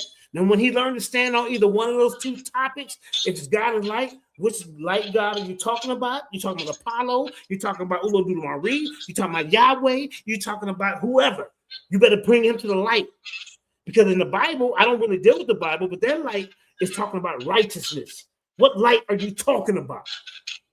Where does electromagnetism even have anything to do with this? God is light and light is electromagnetism. It makes no sense. So when you're ready for it, hey, you let me know, sir. There's two different topics. Let's get back to our show. He went over there crying, y'all. Because he's getting beat up in the back. Check. All right, let's get back to it. Kill someone else entirely. If that shakes you, if it feels like blasphemy, stay with me, because what you're about to remember is not new information. It's ancient memory. If you're here, it's because something has already been stirring. You've been reading things they told you not to read, watching videos that question everything you were taught, feeling a quiet echo behind the stories of Genesis, of sacrifice, of wrath, wondering if the God you were told to fear was ever really the Father at all. And now this has reached you, not as content, but as confirmation. Because you didn't come looking for new answers. You came to remember what was always buried inside you. Rememberings now. You know the feeling. It's quiet, but it's never left you. A subtle ache just beneath the surface of your life. A hum behind the noise. A question that's haunted you since childhood. Not with fear, but with a strange, aching kind of homesickness. It's the feeling that you are an exile in a place that was supposed to be home. You're sitting in the pew. The air is thick with the scent of old wood and incense. The preacher's voice rises like smoke, and the words fall heavy. Fear God. Obey. Don't question. They tell you that love looks like obedience, that salvation requires surrender, that you were born broken, a sinner, unworthy from your first breath, and your only hope is to submit your soul to a jealous, distant king on a throne of fire. But in the silent temple of your own heart, you've always known something was off, haven't you? That feeling isn't rebellion. It isn't doubt. It's memory. It's the ancient truth you knew before you could speak, before anyone told you to be afraid. It's a sacred wound. The split between the wrathful God they taught you to fear and the loving presence you've always felt in quiet moments of peace. They cannot be the same being. One demands. They can't be the same being. But Blizzak. But see, he don't even want to admit that he's a sun worshiper. So when you go see a sun worshiper, I'm going to show you the big freeze. I'm going to show you the big freeze, what science say. That your Andromeda, your God, your sun will be wiped out. And then when he come in, when we had the debate, he tried to come with that pseudoscience, the cyclic universal creation theory. That's been debunked. You'd be better off going with the Big Bang. But he wants to mix science and theology together. God is light, and light is electromagnetism, y'all. I mean, this don't even make sense, bro. Blizzak, tell me how that makes sense. And I said, look, we can go live. We come over here. You know what he did? He gonna go run over somewhere else crying. And had the people call me, he crying. Get up out of here, bro. Get up out of here, man. Look. Real quick, man. I mean, see, I got to skip around, bro. Show you the ass whooping, some of the ass whooping that you received this day in history. Now, the thing I hate about Need to be said. The first brother said, look. First of all, you don't prison. come to a debate. Look what he did in the beginning of the debate. This guy went back. I had another thing. Now I got to beat him. These people need security blanket. I had to copy the link. The pageantry. All right, well, let's get to this. Hold up, man. This don't let you play videos. Look, this is first round, y'all. You come with a pre-recorded bullshit. The tilt to the earth, or having the right moon, or having the right amount of water. It's just so many factors. But when you get down to it, for life to originate, to sustain on earth, you need right temperature. Scientists call it the Goldilocks zone. And anytime scientists are talking about temperature, they're referring to light frequencies, infrared light. I just saying electromagnetism was his guy. What's this? Look, bro. See now I got to show the people how I beat you up. Plus, he also, for atoms, have the consistency to form into a molecules, amino acids, DNA, RNA, and those things. Who does a pre-recording video of themselves in the first round of a goddamn live debate? It took them 20 minutes to even get this going and up. It makes up like forms. The atoms are held together with the consistency with light. So without light, you have no atoms and you have no form, and therefore there's no reality. Exhibit number 3. Ain't even on top. God is omnipresent everywhere at all times. What God is he talking about? He said God is omnipresent. He's trying to relate this to electromagnetism, y'all. This debate was about 3 or 4 years ago. Here's the WMAP, the Wilson Microwave Anisotropy Probe, launched by NASA in 2001 out into outer space to measure the temperature differences in the microwave cosmic background. What they discovered blew them away. They found out that it's a consistent temperature throughout the entire universe, originating from the beginning of the universe. So what that means in layman's terms is that light is everywhere. Bro, don't ever in your life get in front of me and try to debate me, and you come in with a pre-recorded video of yourself. I'm gonna heat him up for this when it's my turn. And then you're too ashamed to then he come to the debate with an Alf mask on. What's this? In the universe all at the same time. And that is literally the definition of omnipresent. You also find in quantum electrodynamics. You also find He keeps saying omnipresent. Who are you talking about? Your electromagnetism, sir? Y'all see? Now they didn't change it up. His electromagnetism guy. And light is everywhere with substance because all atoms are held together by light. Light is omnipresent. As foretold, this is this man's intellectual exhibit number 4. Right, we can barely even hear this nonsense. God is omniscient, all knowing. Matter exists in what is called superposition, wave particle duality. Something else my opponent don't know nothing about. It's one of the most awesome. You can't even read your sources of information. I mean, come on, bro.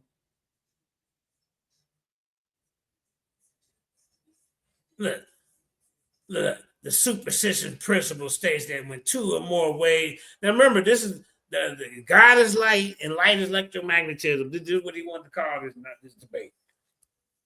The superposition principle states that when 2 or more waves overlap in space, the resilient disturbances is equal to the algebraic of the individual disturbances. Man, if you don't get up out of here with this bullshit. Vicious phenomenon in discovery in particle and quantum physics. However, experiments involve in light to help study the transition of an invisible wave into. See, he watched. You see how he's sun worshiper. Look, see that right there? He's a sun worshiper, man.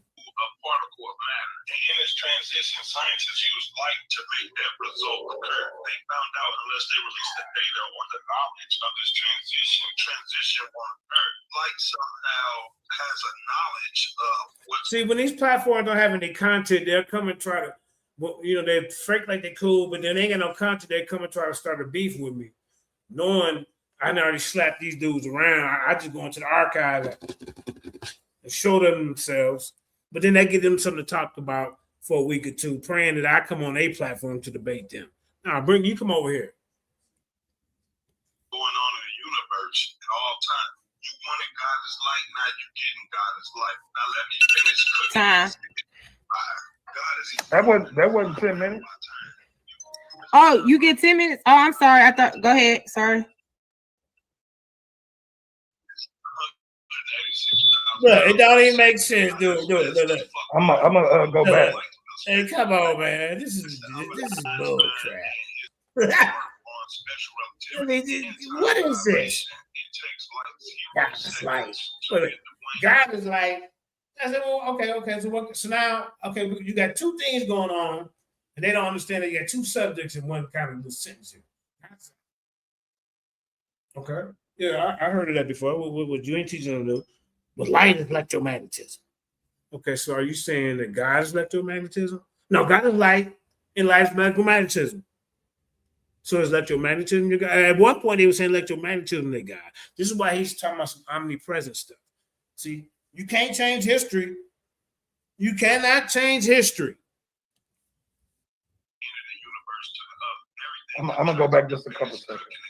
Okay. Who does this in a debate?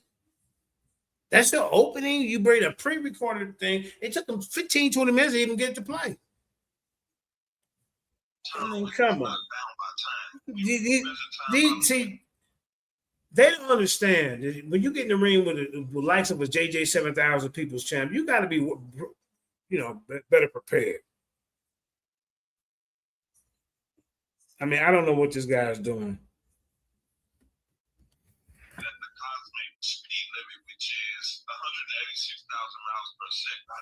Where your leader at, Ruben? I'd rather debate your leader, Ruben.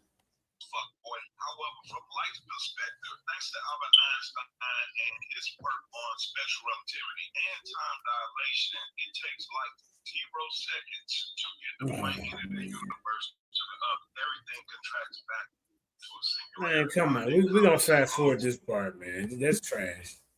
That's called the fallacy of equivocation argument, Jeremiah Judah. But the whole time he's talking about God is an aspect of light. But first you were saying God is light, right? Only. Hey, there got another witness. You were saying God is light and God is electromagnetism is light. I mean, electromagnetism is God. Now you try to Let's get to my round, y'all. Now y'all finna see some action. That right there was garbage, bro. I'm sorry. He up here looking like Alf. He looking like Alf. Y'all remember Alf from back in the day? Man, come on, bro. You know, he kind of I know he's with the Alf. He has to prove. Look. Go ahead, Crew. And he getting extra that time. God can do these things. And you got to do it outside of your book. You can't use the book to prove the book. What type of shit is that? That's the definition of bias. It's the definition of bias. So if you can't prove that, you in a whole different debate. Here go the title: God is light, and light is electromagnetism. Why are you trying to attack the Bible? This is how you know these dudes don't even know how to stay on topic in the goddamn debate.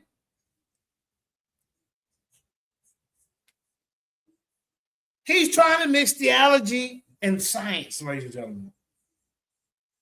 For all the younger debaters out there, take heed to this. This is something that you do not dare do. Because then you will be up here looking stupid like this guy is. The only reason he just the main reason why he wore this mask, because he know he's going to be looking stupid.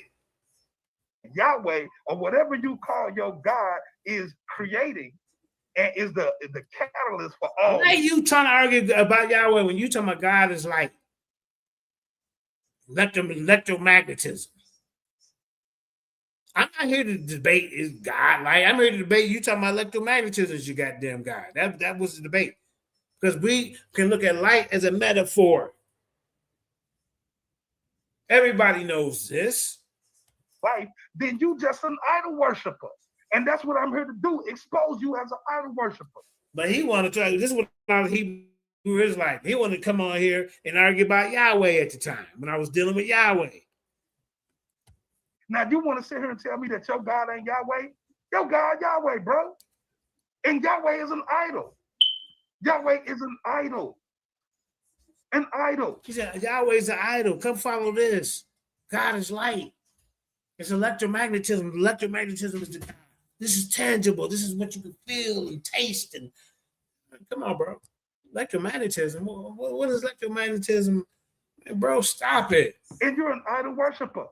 So back to this light. He says that the universe sound came before light, but light is the catalyst to all atoms forming. How you gonna have atoms without light? How you gonna have matter without light? That it don't work like that. I want you to play some music and see if that music creates some type of light. This dude's trash, y'all. It's not. You need light. You need light. You need electromagnetism. This man gonna sit here and tell y'all about the God is light, light is magnetism. You see, electromagnetism is his God. 4 fundamental forces of the universe. The 4 fundamentals of forces of the universe is called the super. They all belong to one force. It's a one God. One God. And that one God is this super force that we're talking about. But today we only talking about the aspect of God that is light. Just this aspect. Maybe tomorrow we'll deal with gravity. Maybe the next day we might deal with the strong You see what I'm saying, sir? Today, the aspect of God that we dealing with today is light. Whether that's spiritual light, whether that's physical light, all light illuminates. All light is the inspiration for enlightenment. The sun, the light, the universe is the inspiration, higher thoughts, higher frequencies. We're talking about light. So my opponent, you know what I'm saying? He don't have a leg to stand on because this man cannot show you Yahweh creating anything. He gonna tell you. You see what I'm saying? Why are you debating about Yahweh? If you're gonna get in the ring with me ever again, you gotta stay on the topic. This is burden is on you. You said the God is light, electromagnetism. The whole topic of this debate, you said electromagnetism was your God. I said that in the beginning when I first come on here in my opening, and that's just that. I tell you what I'm here for. Look, this man don't dictate. Say, ain't nothing else need to be as that the creator of the universe is electromagnetism. That's it. Electromagnetism, everybody. And he don't want to stand on that. He want to just have a vanilla topic and say, God is light. That's what I'm here for. You know what I'm here for, because what you were saying in the back chat. Electromagnetism is God. I'm trying to switch it up when we get in here. Let's get back to where we was at. Y'all see it. Y'all see it. Receipts and numbers don't lie. Let's get to it. Yah, then you can show me for the place. So when he say God, I say foolishness, man. But this, I'm gonna go ahead and get this going. You already know what it is. This debate is about electromagnetism the creator of the universe? Because this is what this brother's been back here teaching. So I'm here to say, y'all hear me? Is electromagnetism the creator of this universe? Because this is what this brother been in the back chat teaching. What the hell I'm here for? If you're talking about God, this is light. And God, in this debate, I show you God is more than the creator is more than just light, sir. No, electromagnetism is not the creator of the universe. The creator of the universe is more than just electromagnetism. He wants to say God is light. He's all over the place. So when he say God, I say, what God? He said the creator of the universe is just light. Just light alone. So now they're trying to switch it up in 2025. Yeah, see? We get the receipts, you goofies. Challenge that. Right? That's my challenge. You coming out here telling that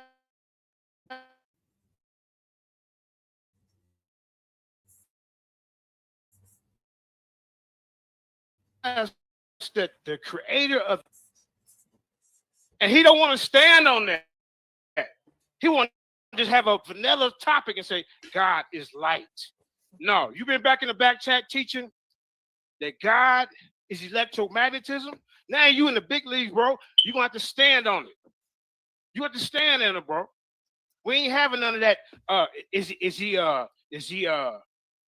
this or that? No, we want you to tell us exactly what you mean, and you're gonna stand on saying the creator of the universe is electromagnetism.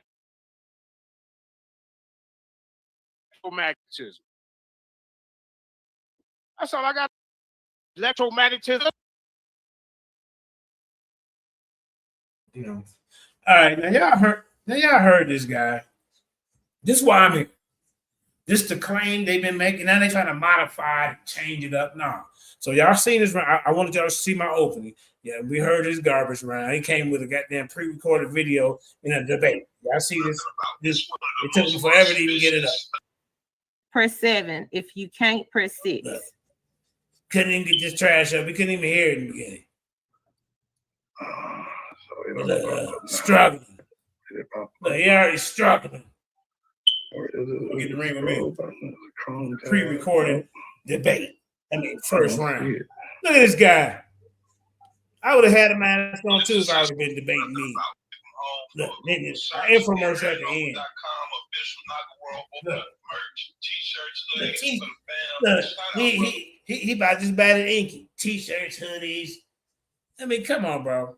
Look. Yankee, Paradigm Shift, stand up. Be on the lookout for Tony the Titan Killer on Killer Priest Podcast Show.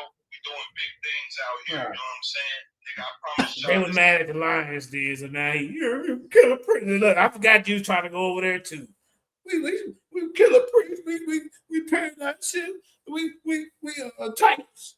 But we versus Lions then, but they been in the Lions in house for years. Ruben, I blame you for bringing this guy over here. Oh man. Sorry, pause that real quick, please. Yeah, I mean, come on, who do this in the first round? Oh, first of all, who comes to a debate with a pre-recorded first round? How do you connect with your audience? See, I'm a debate consultant now. Never do this type of thing if you're doing a debate, y'all. That was garbage. That was trash. Then at the end, it's an infomercial. He doing advertising during a debate, ladies and gentlemen. All right, Kareem, let's keep it moving. That was trash.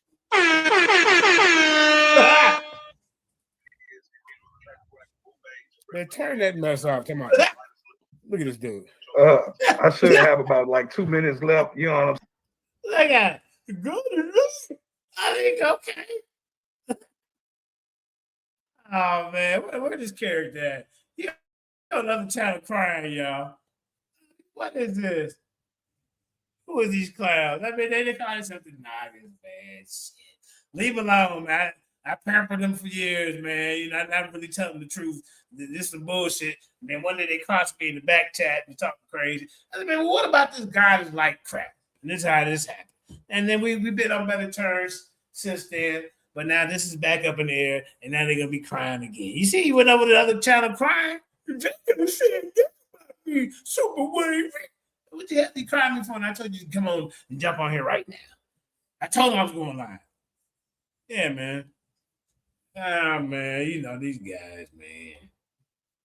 Look, like he up here teaching.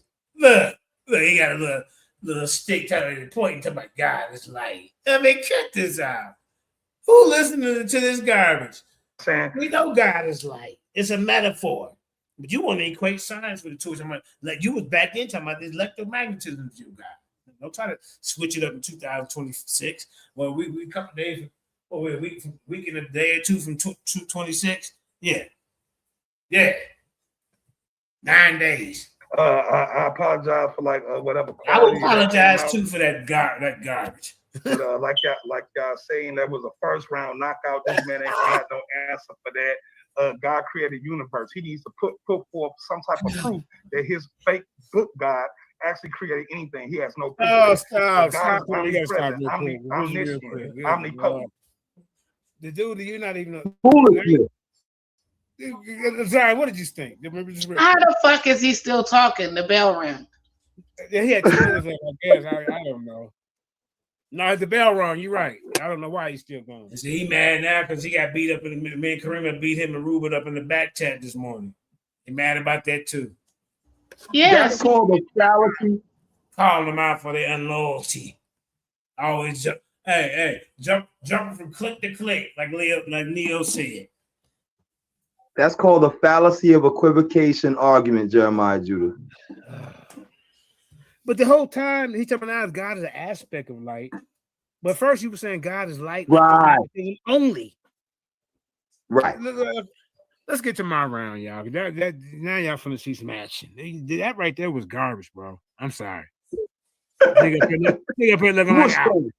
He looking like Alf. Y'all remember Alf from back in the day? Man, come on, bro. I know he's sweating up under that damn. He has to prove. Look. Go ahead, Kareem. And he getting extra that time. God can do these things. Yeah, and you got to do it outside of your book. You can't use the book to prove the book. Come on, Sister Ivy, why you giving him extra time? What type of shit is that? That's the definition of bias. It's the definition of bias. So if you can't prove that Yahweh or whatever you call your God is creating and is the catalyst for all life, then you just an idol worshiper. And that's what I'm hearing. Bro, we're not here to talk about Yahweh. Why is this how you know these dudes don't know how to debate? You made the claim God is electromagnetism. To expose you as an idol worshiper. Now, you want to sit here and tell me that your God ain't Yahweh? Your God, Yahweh, bro. And Yahweh is an idol. Yahweh is an idol. This is horrible. An idol. And you're an idol worshiper. Didn't know how to debate. So back to this light, he says that the universe sound came before light. But light is the catalyst to all atoms forming. How you gonna have Oh man, come on. This is ridiculous. atoms without light? How you gonna have matter without light? That it don't work like that. I want you to play Come on, man. and see if that music. I mean, what's going on here? It's trash. Yeah. It's not. You need light.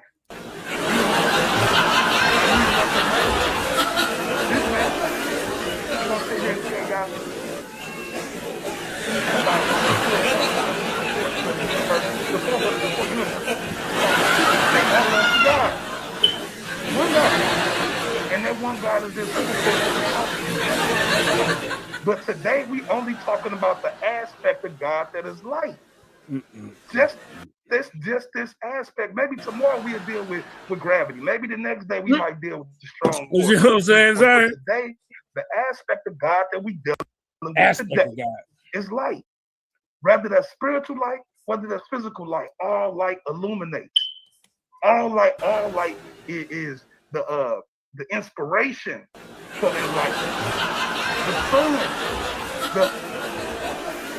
the light, the universe. We're talking about light. So my opponent, you know what I'm saying? He don't have a leg to stand. Because this man did not show you Yahweh created and he gonna tell you Yahweh speaking. Do Yahweh got an email address? Do he got a phone number or something we can call? He don't.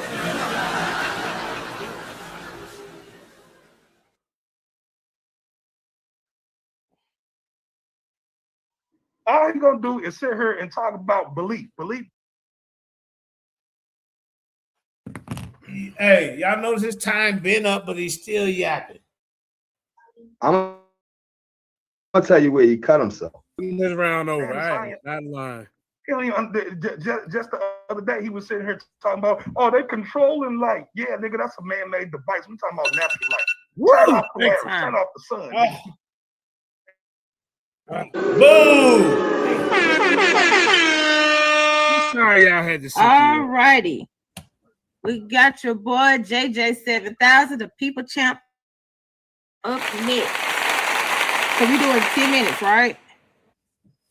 You on me? Take your me. Kwam Yashala, people champ in the building. I'm finna get this crack-a-lacking for real, man. Like I said, this guy right here, man, he just making up stuff as he go. He knows nothing about physics or science, and then he got the nerve to wear a Kemetic mask. Let's go to the Egyptian cosmology. My time started yet? My time started. You ready? You ready for me to start? All righty. That was only 10 minutes for him. It seemed like if okay, that seemed pretty longer than 10, but I give you like 2 more minutes. I give you like 2 more. Okay. Yeah, that was my fault because I didn't have the time on right. He was about 15. I just paused yours. All right, let's get it. Let's go. Now, for this brother right here, like I say, it's all about his character. Like I said, I asked him, is the sun God or is God light? Because your light comes from the sun. He's nothing but a undercover sun worshiper with a fake Kemetic face who don't even follow what the Kemetics say about what came first. So what I'm gonna do, 7,000 finna go into the Egyptian cosmology, the animated universe expanded 3rd edition by Mustafa Gudala Tehuti Research Foundation. You look it up. Part 2, the principles of creation. In the pre-creation, nothingness, every Kemetic creation text begin with the same basic belief that before the beginning of things, there was liquidly primordial abyss, everything endless and without boundaries or direction. Endless. The Kemetics called this cosmic ocean or watery chaos new or NY or none. The unpolarized state of matter. Water is formless and of itself. It does not take any shape, nor does it resist being shaped. Scientists agree with ancient Commission's description of the origins of the universe. I want y'all to take heed to that. Scientists agree. Did you hear that? With the ancient origins of the universe, how the Comedics looked at it.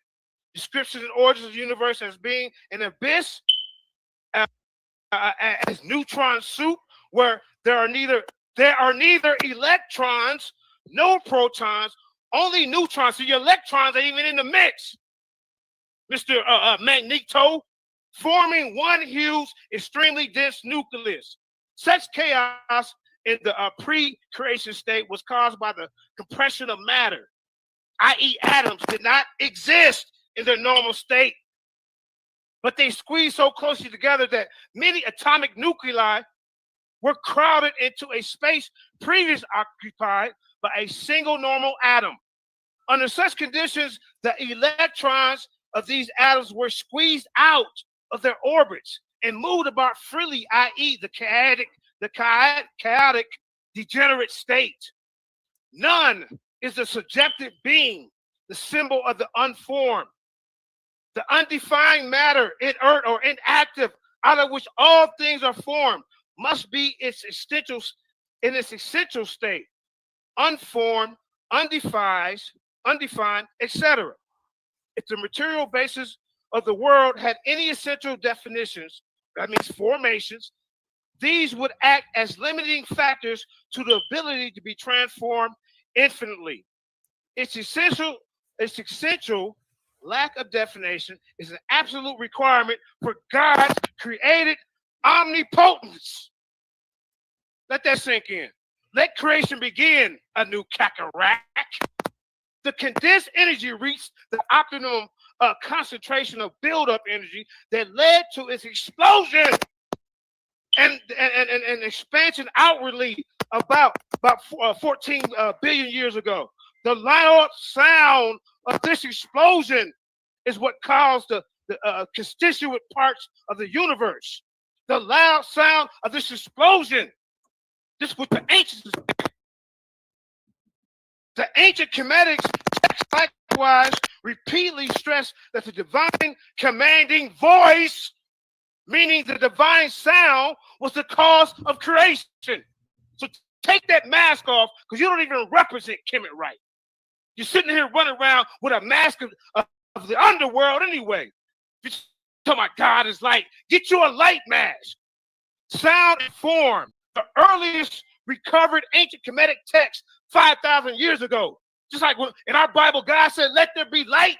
The sounds and the vibrations is what created everything that you see and exists right now.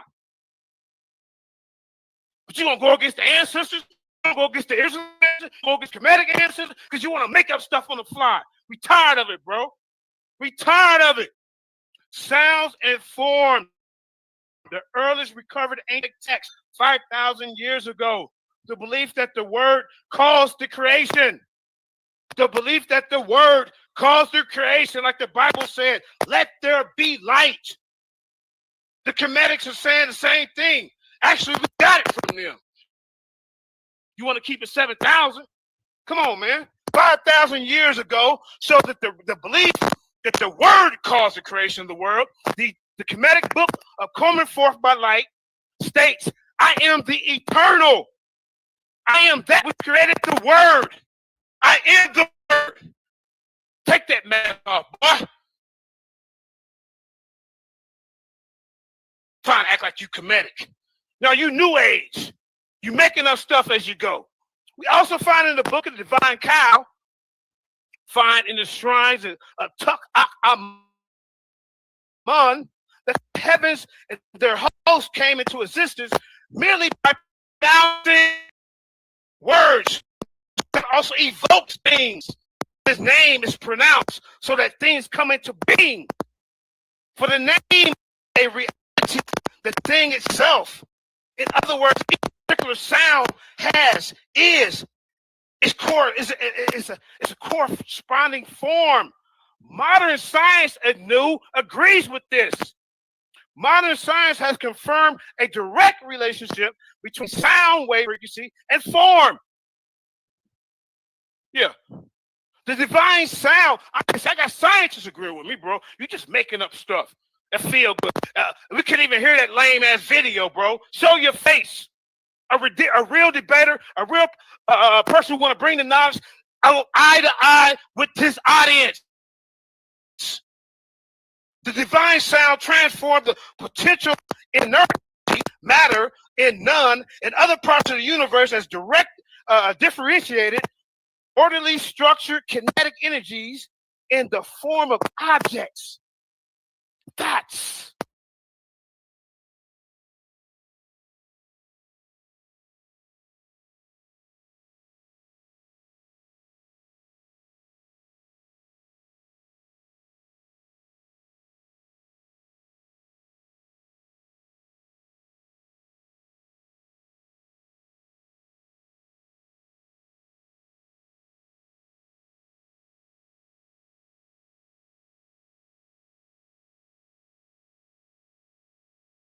forces, physical phenomena.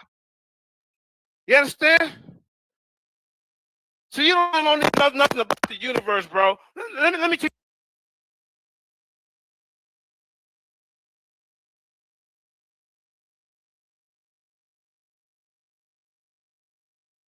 you something, bro. I'm gonna get into inflation real quick. See, because what is going on after the Big Bang, then things begin to inflate and expand. What caused inflation?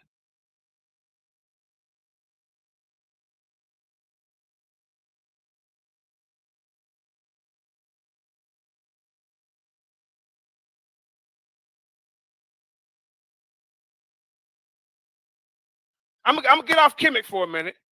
I'm gonna say what caused this inflation based on a huge amount of experimental observation and theoretical work, because you need to know about inflation when we get into this topic. It is now believed that the reason for the observation is that space itself is expanding, and that it expands very rapidly within the first fraction of the second after the Big Bang. This kind of expansion is known as the metric expansion. See, he ain't gonna teach you nothing, man. He just gonna babble off of his damn lip. In physical cosmology, cosmic inflation is a theory of exponential expansion of space in the early universe.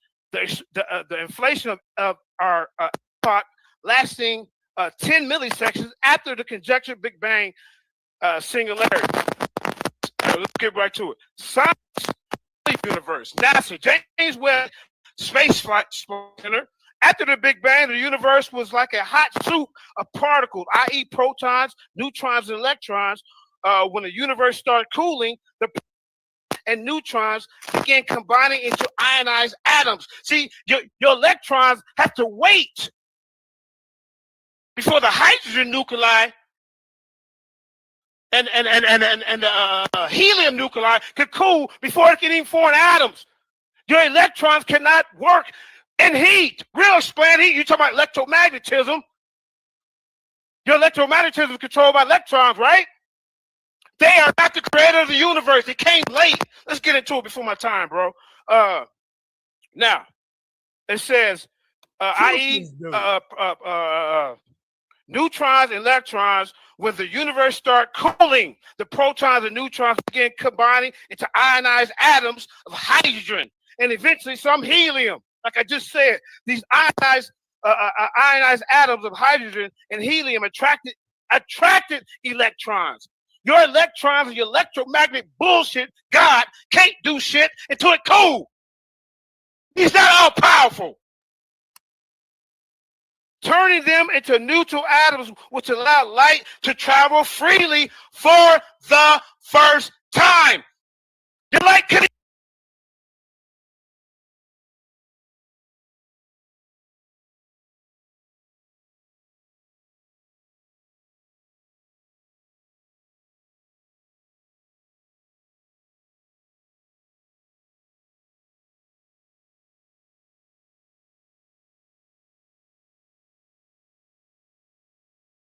couldn't travel when it wanted to. You like God.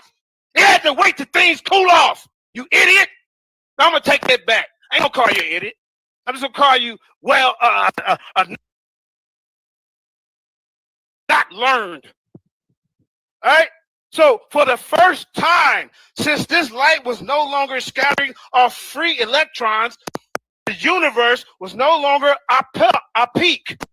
There would still be some time, perhaps a few hundred years past the Big Bang, before the first source of a light would even start forming, ending the cosmic dark ages.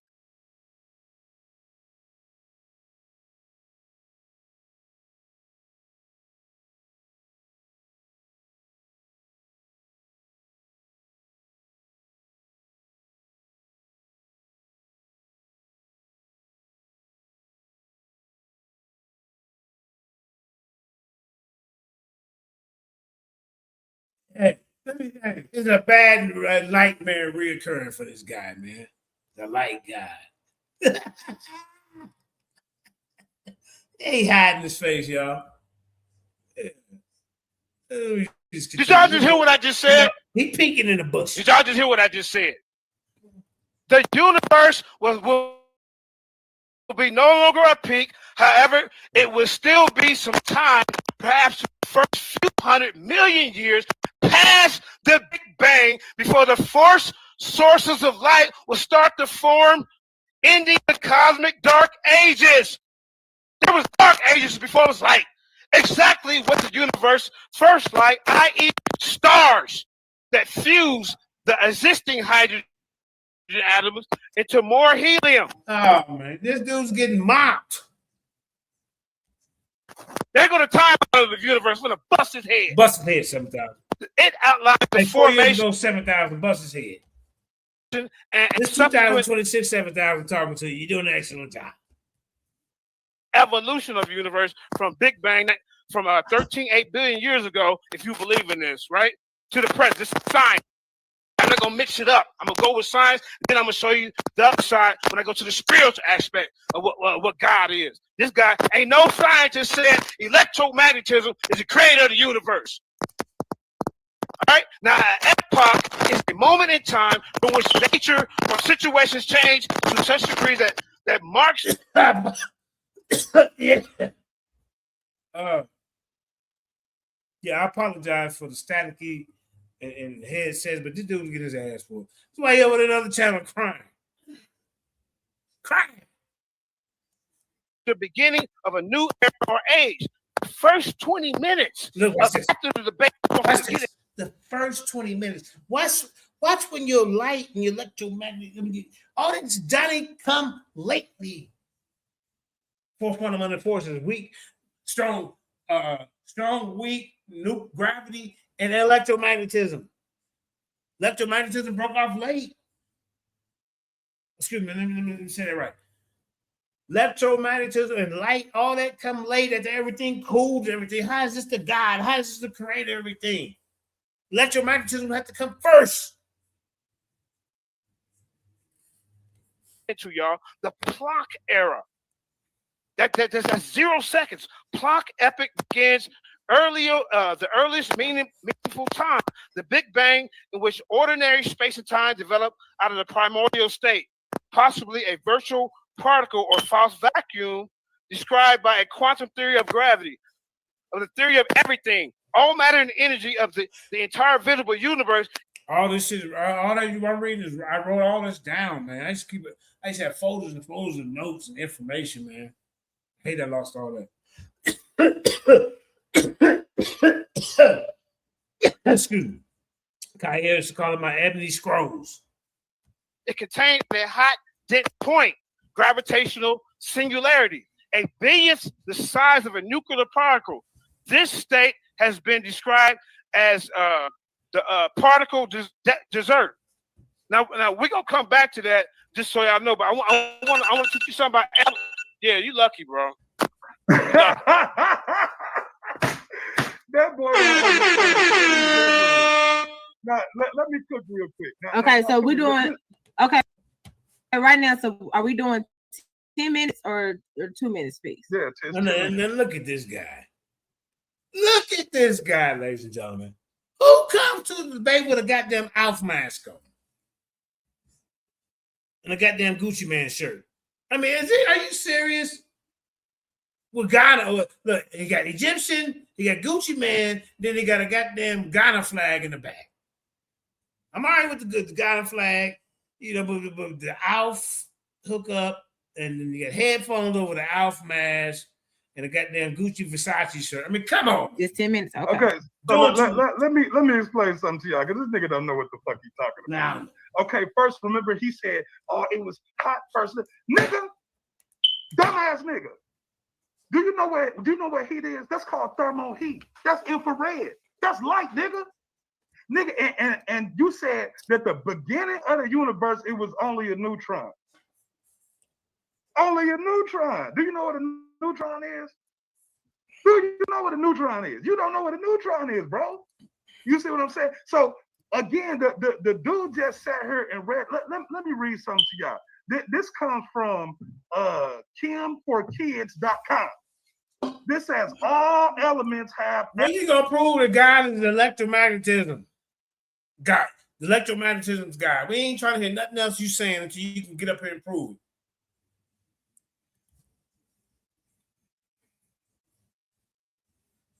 it. Technical. No, man. At the time, man, I'm telling them headphones, man. Them headphones had a little kink in the wire, man. So you know me, you know, I move around and I'm talking and stuff. So every time I move, you hear that. But you still heard the majority of what I'm saying. And he getting his ass whooped. That's why he hiding his face. Look at him, looking like Al. Atoms with neutrons except for one. A normal hydrogen atom does not have any neutrons. The most abundant atom substance in the whole universe is hydrogen, stupid. It's hydrogen. And hydrogen don't even have neutrons. Bro. You need to be telling us how this electromagnetism God changed your life. He need to show us the ancient cultures teaching us about electromagnetism, God. This is what you was teaching back then. Electromagnetism because it was the creator of the universe. That's right, nigga. Move. That's right. Tell him. I'm King Naga. That's right. Yeah, y'all pseudos, bro. I just keep y'all in the back just for content. You know, go against other people. But yeah, man, after a while, I just became this. You know, when you stepped in my lane, I just let y'all kill each other. But then when you cross me, whatever happened for me to even get in the ring with this, enough was enough. Electromagnetism is not a god. You up here got wings behind your goddamn head with a goddamn Alf mask on, with a Gucci Man Versace shirt, and a goddamn flag from Ghana. I mean, what are you doing up here? So what are you talking about, JJ? You sitting here talking about comedic this, comedic that. Did I come on here repping the comedic? No, I didn't. Yeah. No, I didn't. Did I say anything about Atum or anything like that? No, I didn't. Did I bring in the Egyptian cosmology? No, I didn't. Because that's not what I'm representing. Yeah, but so the purpose of me bringing in the Egyptian cosmology was because even other cultures say that the sound, the vibration, created the bang, the light. So that me doing that, proving that your light, God, or whatever your electromagnetism comes late. Then I even later on in this debate showed you the big freeze theory that the science is saying. Because your sun worshiper, I'm showing how your Andromeda and your sun will be wiped out.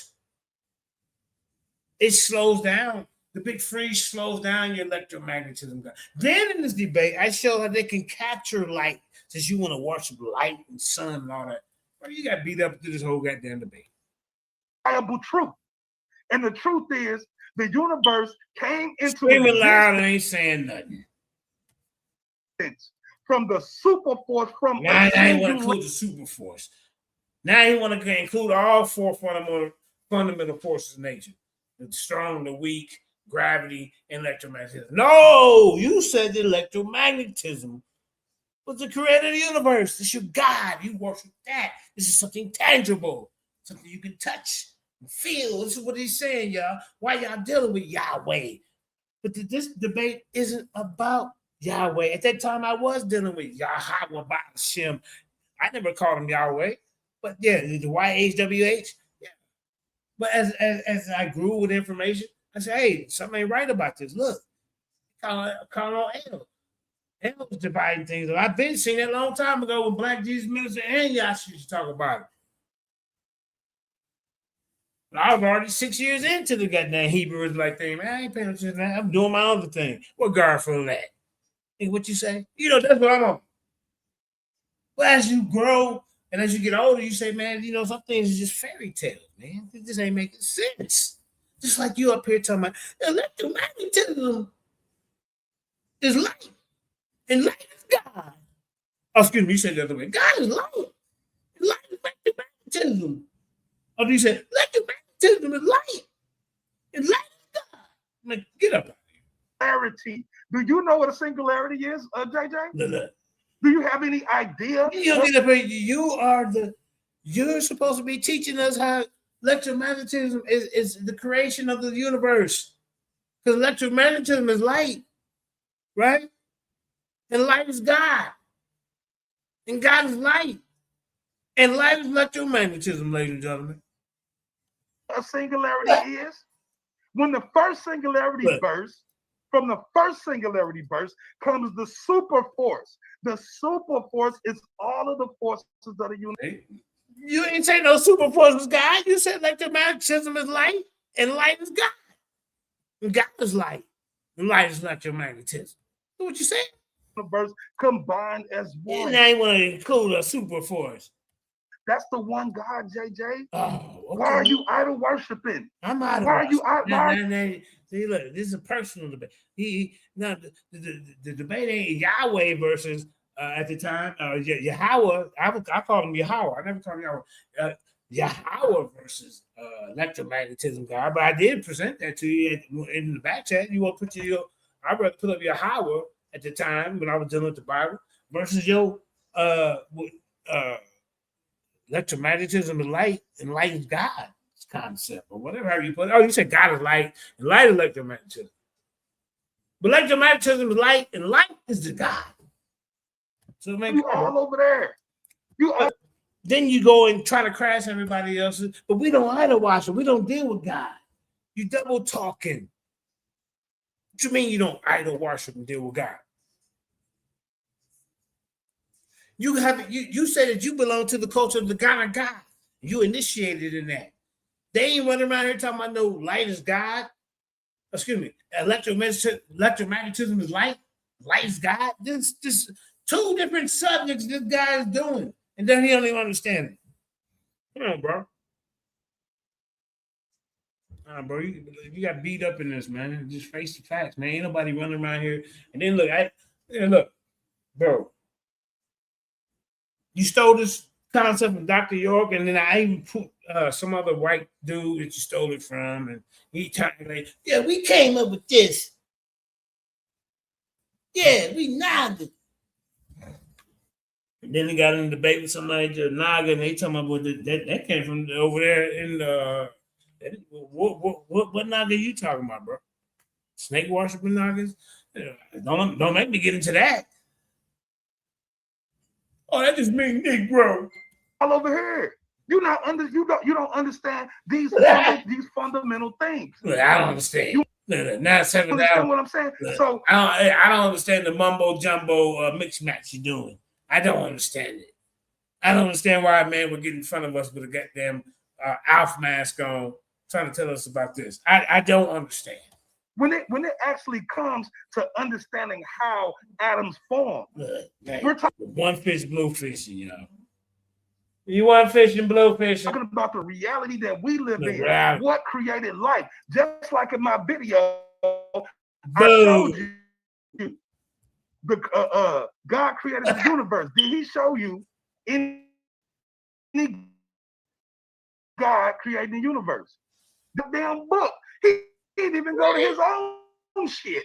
He went to Kemetic. What I need to go into my book for when you the one that's here talking about the electromagnetic God.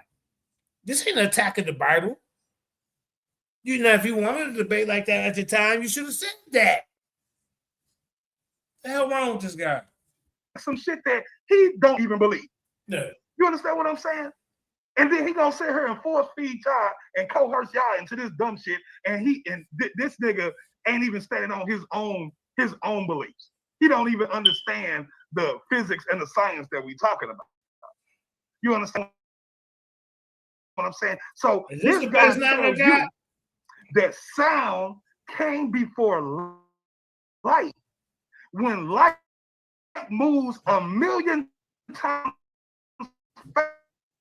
in sound through the universe without matter in order for sound. Do you not understand that? Do you not understand that? You know what I'm saying? I'm gonna go through here and I'm gonna ask my opponent some questions. This man not gonna be able to answer because he don't understand. And then he want to convey that to y'all. So when we go down this road, you will see time and time again that the man keeps on reiterating the same thing that I keep saying. Now, in my video, I showed y'all that the scientists at CERN laboratories in Geneva, Switzerland, they are using lasers and lights to recreate the beginning of the universe. They're not doing that with y'all. They're not doing that with y'all. They're doing y'all way out of that.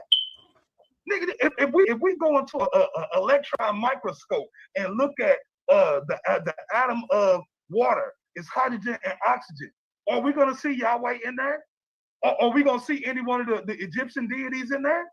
No, we not. We're talking about stuff that we confirm the truth, not your belief. I'm not dealing with belief here, brother. I'm dealing with the undeniable truth. Now, unless you can show me a God that created anything, then that means God is light, is a superior concept when it comes to God. You can't show me Yahweh in photosynthesis. Without photosynthesis, you'll be dead. Without the electrical process, how is God saying vocal cord? Huh? Yo, you call God the Father, right? So that means that your God got a penis. Let me show y'all something.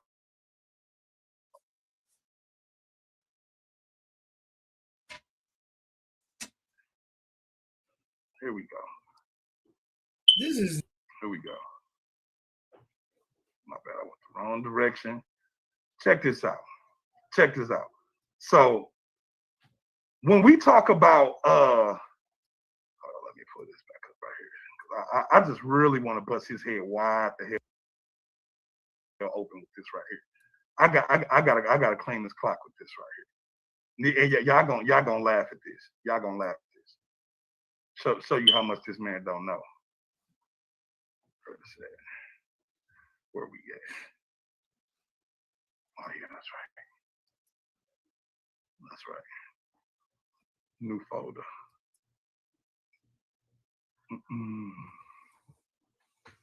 Here we go. Let me show this real quick. Let me show this right here. Oh no, this one right here. Okay, so this man's saying that his God created the universe. And we all know that his God is Yahweh. We all know that, right? So what he not telling y'all is this.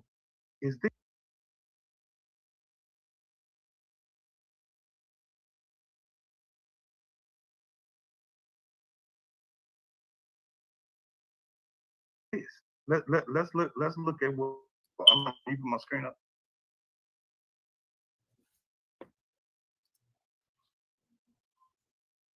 Can you stop my time to the screen get up? Yes. Okay, there we go. Okay, so right here go his idol god. This is his idol god right here.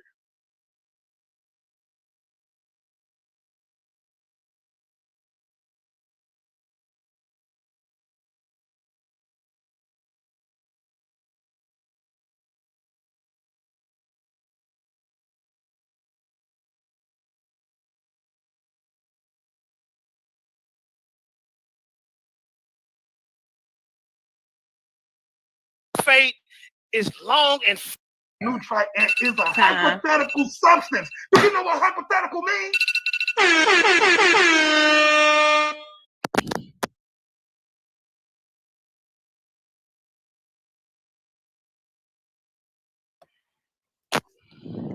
All right, JJ 7000. Yeah, let me bring me on. Bring me on, because he's nothing but a sun worshiper, and I'm about to destroy Andromeda. I'm about to destroy. Let me share my screen. I'm gonna share my screen real quick before you start my time. Okay. Let me share my screen. Share my screen. All right, I'm gonna share my screen.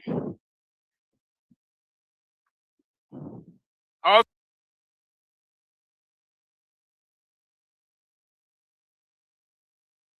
he doing is yelling. He ain't bringing up no sources. That's all he doing. Just running his fly trap. All right. Since you want to go to science, your scientist is going to tell you the ways that this universe go. Wait, is it sharing? Yes. You got it? Okay, cool. 3 ways the universe will end according to astronomers. Now here's right here your Andromeda, your sun, your nebulous, all your stars gonna die out. It's called a big freeze. According to astronomers and scientists of cosmos, final fate is long and frigid affair that astronomers call the big freeze. It's a fitting description for the day when all heat and energy is evenly spread over an incomprehensible, let's skip that one, vast distances. At this point, the universe final temperature will have above absolute zero.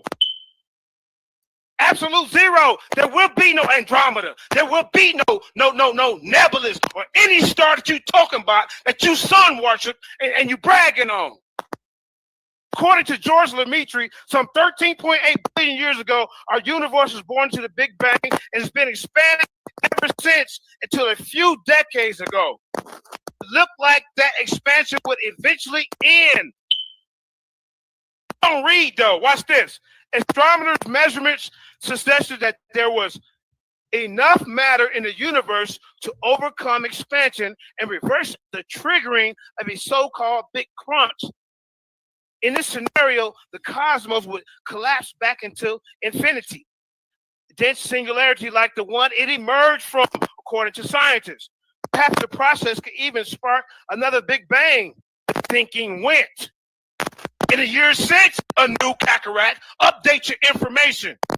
In the years since, there was a discovery of dark energy have robbed of that shot of eternal rebirth. The most important impact of dark energy is that the dark universe expansion will never slow down.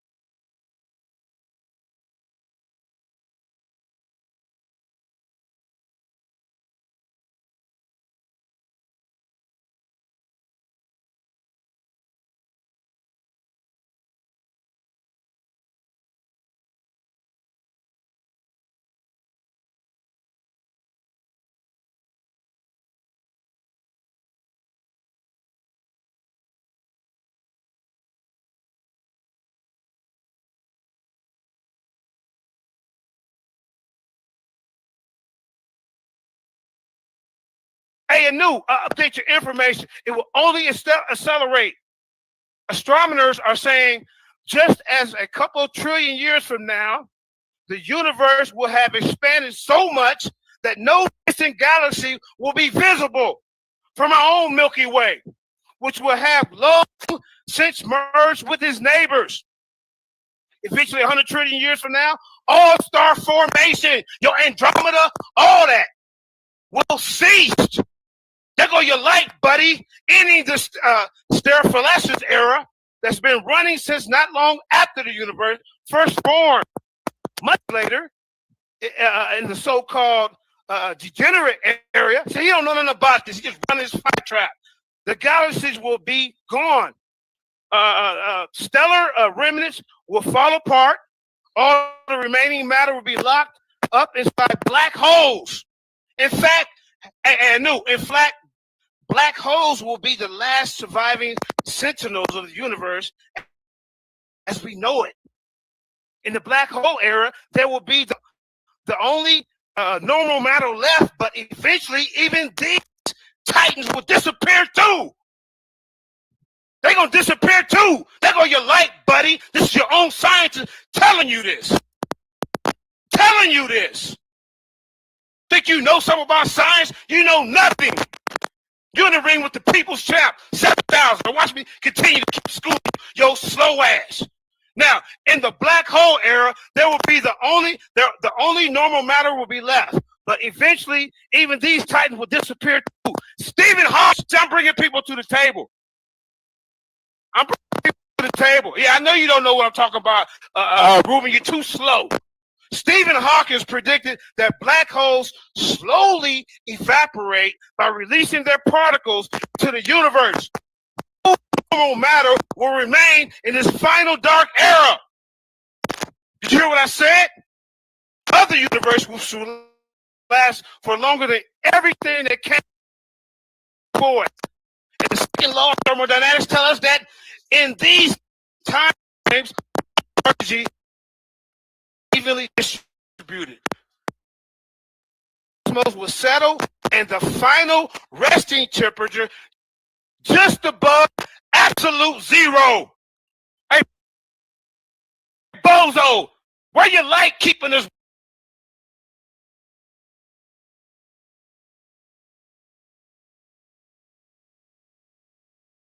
Okay, you said it was no sound like 3 minutes ago. All right, hold on. Let me put it back on. Hey, you know what, brother? We laughing because, dude, it's a joke. Okay, I'll leave the laughing out, but it's a joke. Promise you. Promise you. Ain't no electromagnetism guy. Ain't no scientists talking about that. And this is what he meant back then. I ain't trying to retract. I get the tapes don't lie, bro. This is what he was on. Hold up. It was just a distraction. We was talking about Yahweh. Hold up, man. Hold up for a second. Let's get back to. Let me see if I can get it sounding right. Let me know if it. Yeah, y'all need. I wish we had this in better high definition sound, man. Because this dude got his ass. Hold up.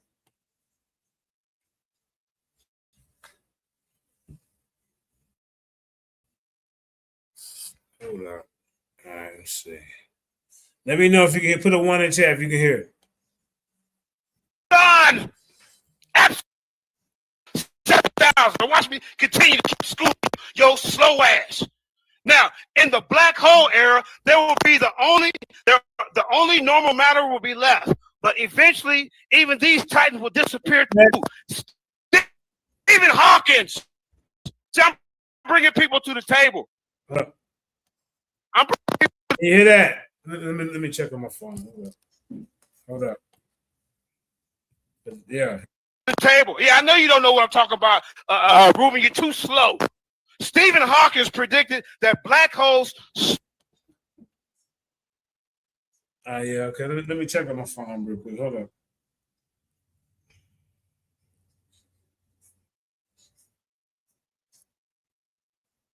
Hold up.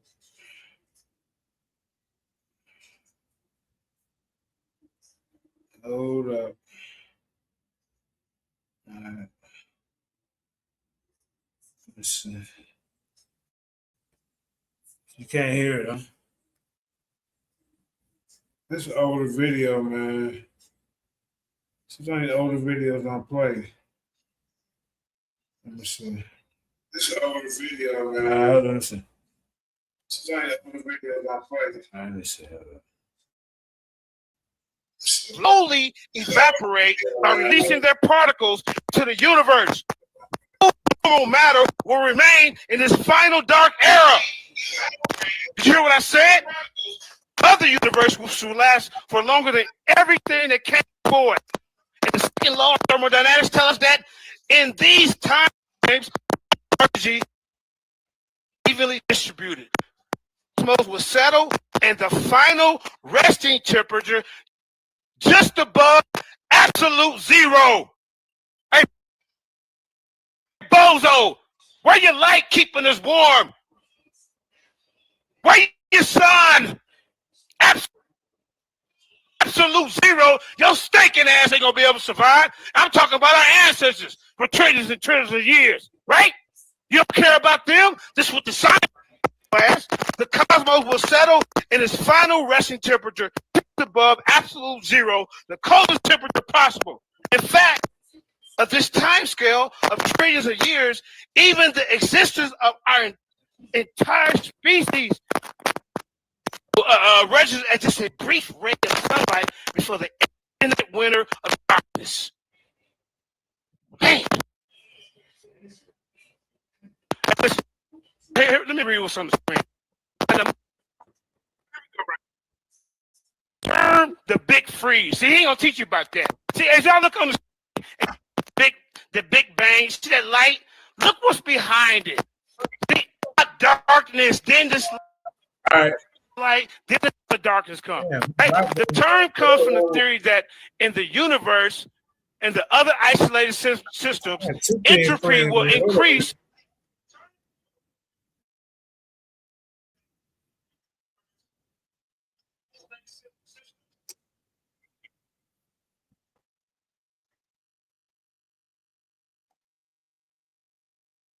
All right, let's get back to this. Let's get back to this.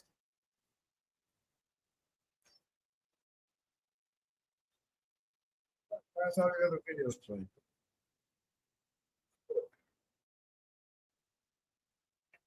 Turn that one on. There you go. Hold on. There what I was just playing. Yeah.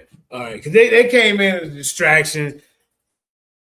You know, I had to kind of show the dude, what happened to him last time. I don't know why he's trying to peek around. Why you going on other platforms crying? He's trying to get some attention. He ain't healed for them last wounds. I get it. If I was you, I'd probably be still, hurt too. Get up in front of us with this nonsense. All right, let's get back to this. All right, let's go.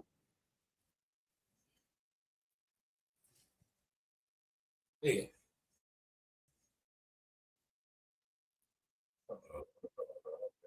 There you go. All right, hold up.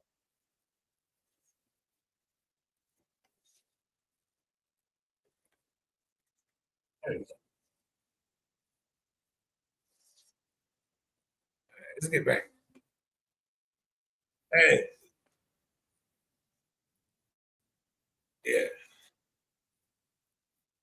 Look. Now. See?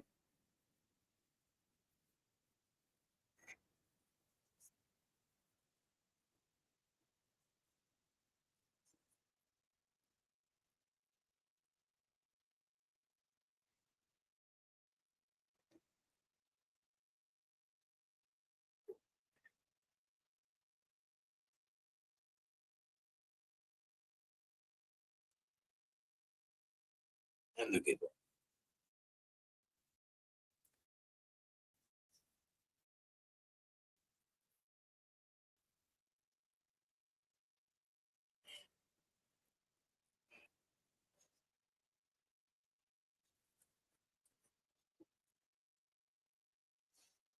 Let's skip that.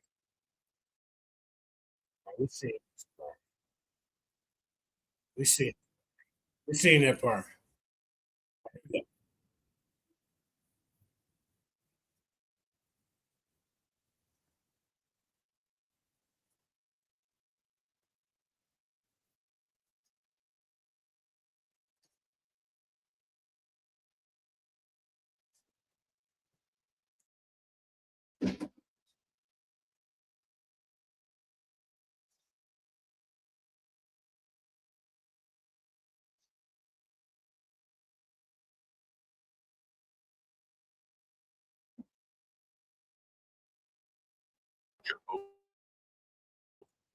This might break.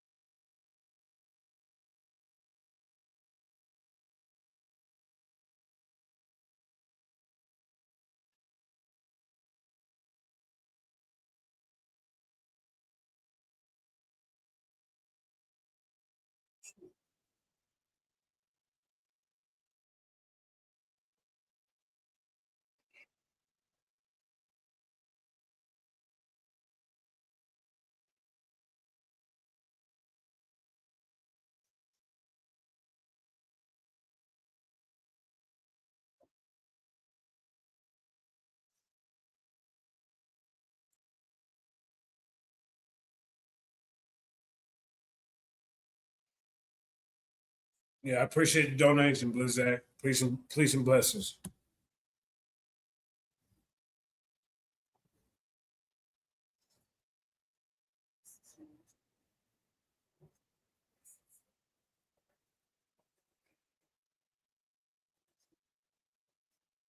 Eh?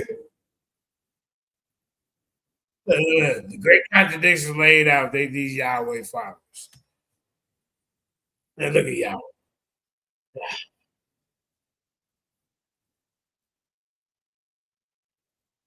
These watchers are confused, y'all. I'm trying to mix. How you gonna mix? How you gonna mix and match both the two different messages?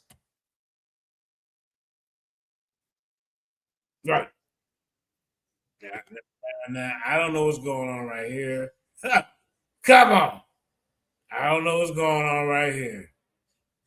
What the hell's going on?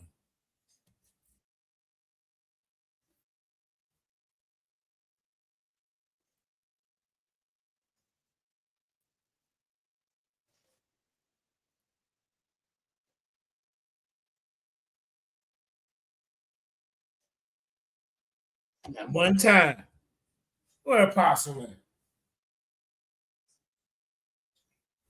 Where Apostle?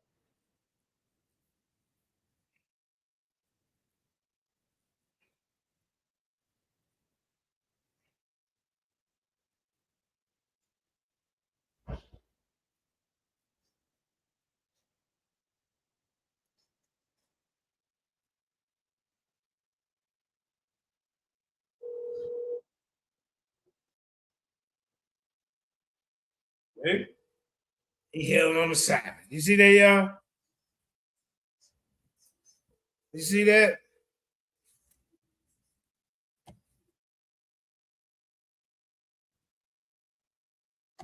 Talk to the hoes.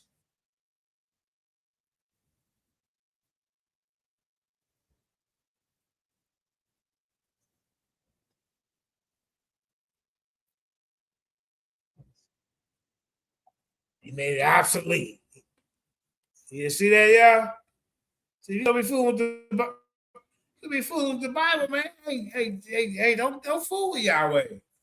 You know? Let's keep going.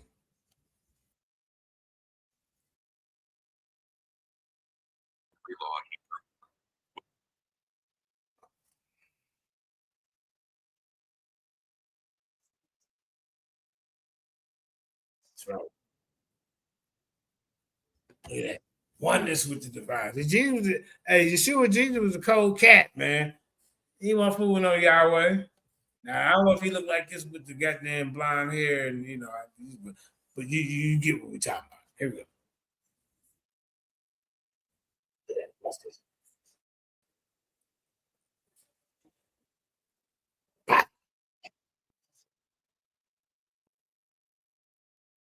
See that? They call them devils. See that? You see that, man? Get the line of Judah up here. I don't know what this is right here.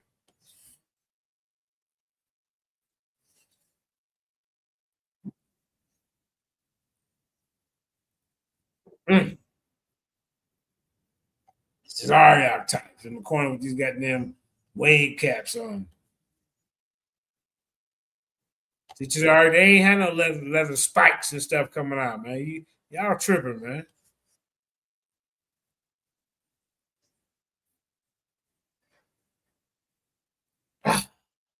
He wasn't found in the new religion. He was in it as old madness, man. This ritualistic stuff. You see? See, I don't understand how you trying to up here, Tazariach. You trying to include the old stuff in here with the new. Put new wine in an old jug.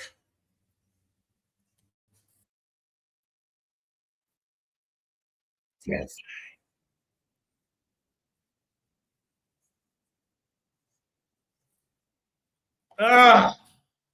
If the God of the Old Testament isn't the true Father, then who or what have we been worshiping, ladies and gentlemen?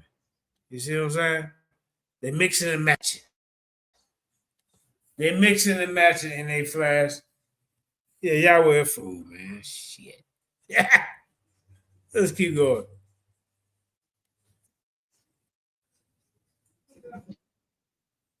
That's commercial. All right, here we go.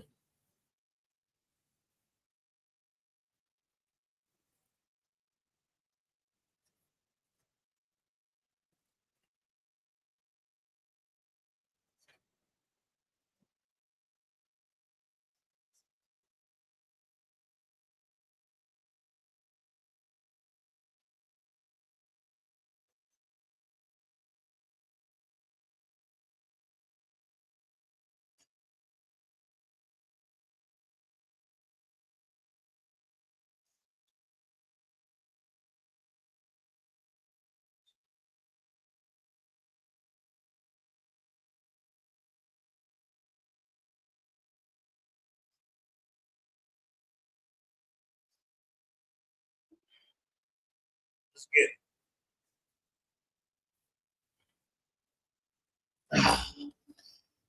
You know what I'm talking about?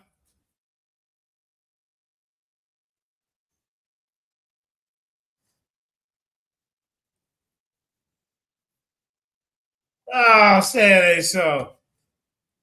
Cowards. Church bearing they wicked ass. What's going on?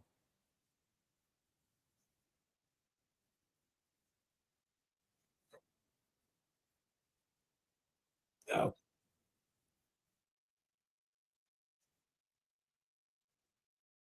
now look at y'all. You talking about, man? See? Yeah, see, just y'all fooling with y'all the ball. I told him. I told him this a year ago. You mess around with y'all the boss. You messing around with y'all the boss. I told him. Look, y'all the boss.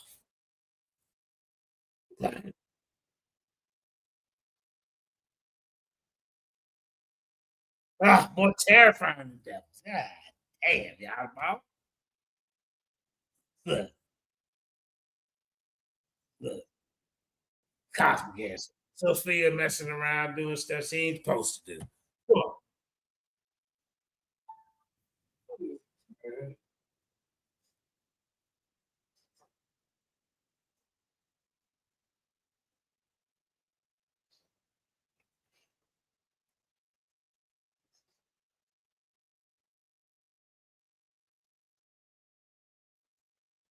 Yeah, I told you the connection between Yahweh Barth and Yahweh. I knew it. I knew it. I knew it, y'all. Let me see the call. I missed the call. Okay, hold on.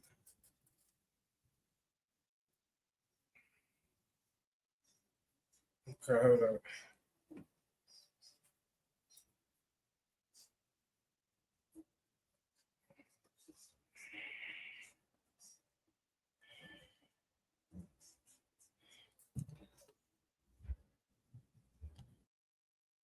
Look at that. 8, 9, 4, 5, 6. Oh, I gotta be a slave. Who fool y'all tomorrow? He born with sin, y'all. Fool y'all tomorrow. Look, Burke. Falling short. Church pastor making the money. The narcissist is held together by fear, shame, and ritual. You see that, y'all? See at the Lions in the Academy of Education and Information, we bring it out. Look at this guy. See? Rules of illusion, archons. Them damn gatekeepers. You hear me? And then, well, as above, so below. See? Look, I told you. Religion not built to awaken you, but to keep you asleep. That's what I told you. Look at it. See, Abba ain't no tyrant. See, hey, you go fool with the Bible, man. Fool with Jesus, man. Just sure. Don't fool with that thing on Yahweh. I'm trying to tell you. Look. Record. See, Yahweh keeping records of sins, man. Got you spooked. Cross world built by a blind guy. Yeah. See what I'm talking about, man? You better wake up. Not even fooling with Yahweh no more, man. It's 2026.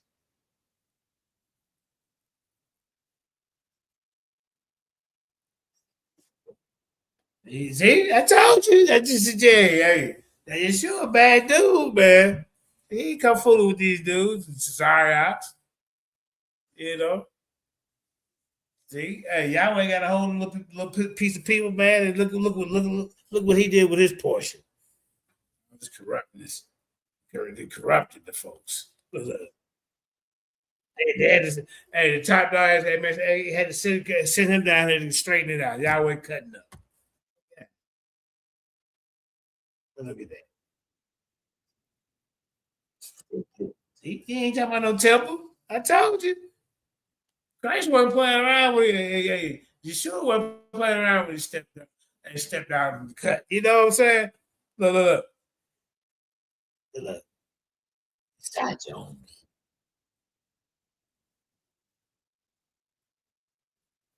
See? You are not the broken creation of a wrathful God. Told you, hey, Yahweh and Jesus, they got two different total messages. I told y'all a long time ago. Told you. You believe me? Emanation of the true source. You are the emanation of the true source. You are royalty in exile. Well, Christ wasn't playing with these cats, man. Carrying divine light. See, when you say light, they ain't talking about no goddamn electromagnetism moving and goddamn a new goof. God damn, man. You all over there crying. Tells you.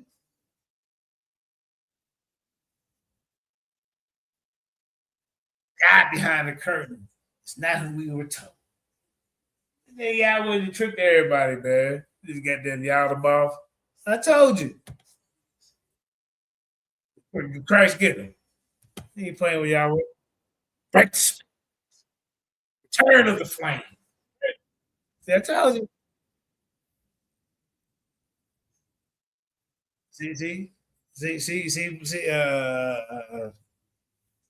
what's the brother not his name? Yeah, Blizak. See, man, see, you would have been introduced to Christ in this type of fashion. You might have stuck around when you was in the church. See, they up there, they got you watching with two different things, man. That's the problem. The fool know Yahweh. He ain't come to be worshipped. See, he telling he. So I'm gonna correct that. Christ didn't come to be worshipped. Y'all hear this? He come to expose Yahweh and his goddamn madness. That's right. He ain't the man you to bow no altar and get the little stuff put on your head and oil. Yashabasing around, Holy Ghost and at the church. He ain't take. He said the temple was within you. I don't know what this is commercialized stuff. But he said the Abba. When he's on the cross, he ain't saying no Yahweh help me. He's Sabata Elohim or something, whatever he said in there. But he ain't fooling with Yahweh. I told y'all. With Christ. That's right. Oh. He didn't die for your sins to appease a wrathful God. Bring it out. That's right. Flame. Fire remembrance. Well, Christ, hey, baby, Christ is a bad dude, man. Hey, 2026, man. Hey, y'all better leave this Yahweh alone, man. I'm for real. See? They talking about two different things in the book. Y'all ain't even figured it out.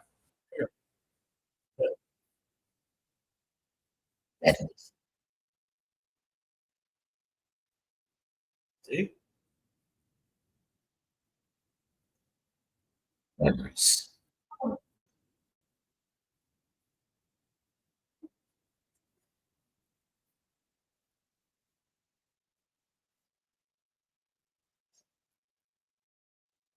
They ain't ready for the I am president. You know what I'm saying, man? These guys ain't ready, man. Let me show you one more. We're going to get up out of here, man. I'm not playing with Yahweh today. I'm not playing with you. Are you Yahweh lights? You don't get it today. Let me see what else I got now. Let me see what else I got in the itinerary. Hit that like, share, and subscribe, man. This is the real home of the truth. You know, we've been beating up on Osprey Goose and Naga Goose and Sarnetta Goose and the rest of the goddamn clown show out there in the so-called conscious community. You know, come on, man. What else I had? I had an article. Where's that? Yeah, well, let's get back to Jesus exposing Yahweh. Jesus ain't playing with him, man. Hey, Yahweh, you got some explaining to do. Despising the little one. We'll get back to that, y'all. We're going to go scripture. Scripture. Hold on, man. Let's get to it, man. The church says scripture. Oh, I got two of them showing me. Wait a minute. Oh, wait a minute, y'all. Imagine. Oh, no, that ain't right. Something ain't right. Okay, hold on. Let's figure this out. Okay, hold on. There you go. And donkey. Again, this is absolute steal, kill, destroy. This is death and destruction. Did I tell you Yahweh cutting up? Jesus ain't talking like this. Look at this. The thief that Jesus spoke about. That's right. It's absolutely plain to see. It's just we've been religiously trained to. They got mad at Saul for Saul to kill everything. He said, I will punish the Amalek for what they did to Israel. How he ambushed him on the way when he came up from Egypt. Now go and attack Amalek. I will destroy all that they have. Do not spare them, but kill both man and woman. Ah, God dang, Yahweh. Infant. This is the Old Testament guy, y'all. Infant and nursing child. Ah. Think Yahweh is the Father. I'm telling you, Yahweh is not the Father. Yahweh is the devil. Again, this all goes back to Adam and Eve. Santa and Satan, God, you know? Yahweh is Santa and Satan. This time of year, y'all. made Adam and Eve the rulers over the earth. He gave the earth to the children of men. He gave Adam and Eve dominion over all the earth and everything in it. And it was God, then Adam and Eve, then the earth was underneath Adam's command. Okay. But when Adam and Eve sinned, they bowed down to the devil. At that time, they submitted themselves to Satan. In other words, they put Satan above themselves as God. They made Satan the God of this world, the ruler over mankind. When they bowed the knee to him, they submitted mankind to the authority of Satan. Satan became the authority over mankind and the authority over the earth. So maybe Yahweh was a serpent in the garden. How about that? And God is a legal God. He can't just snatch it away from the devil because man legally gave it to the devil. And so that's why our Father had to send Jesus as a human to redeem us from under the devil's authority. Okay? So, as a result of all that, Yahweh is the God of this world. He is Satan. His so-called God name to receive worship by is Yahweh. All right? But you see the deeds, we have to judge the deeds for what they are. This is evil. The deeds of Yahweh are evil. The deeds of the God of this world are evil. He did exactly what Jesus said the thief would do. Steal, destroy. Sorry, you got some explaining to do. You're up here celebrating Yahweh at the Christmas table with your buddies, your brother Esau and them. You got some explaining to do. Infant and nursing child, despising the little ones. Number 7, Hosea 9:15-16. All their wickedness is in Gilgal, for there I hated them. Because of the evil of their deeds, I will drive them from my house. I will love them no more. Tell you Yahweh, he's something else, ain't he, y'all? All their princes are rebellious. Ephraim is stricken. Their root is dried up. They shall bear no fruit. Yes, were they to bear children, I would kill the darlings of But I told you, man. Come on, man. their womb. Look Again, this is absolutely evil. Look at Yahweh. You should eat the fruit of the come on. First of all, he's speaking of hatred. Look. Jesus doesn't hate anybody. Our Father doesn't hate anybody. Yeah. They may hate evil works, but they don't hate the person. Our Father wants all men to be saved. The Bible tells us that. The Bible says that God is the Savior of all mankind, especially those who believe. Jesus taught us to love our enemies, right? Okay, so we're not to hate. How come Yahweh and Jesus got two different messages, y'all? Something ain't right. Hate anyone. Okay, so Yahweh does hate. He hated them. He will love them no more. He turns away from them. And then he goes on to say that he would kill the darlings of their womb. He's saying that he will kill the darlings of the womb. What the hell is wrong with Yahweh? Their babies. Okay, I think that would qualify for despising the little ones, which puts him in exact opposition to our Father and to Jesus. It puts him in the position of the thief, Satan, steal, kill, destroy. Yahweh is Satan. Going on, Deuteronomy 28:53-55. Okay, this is where Yahweh is giving the law and all of the curses associated with the law.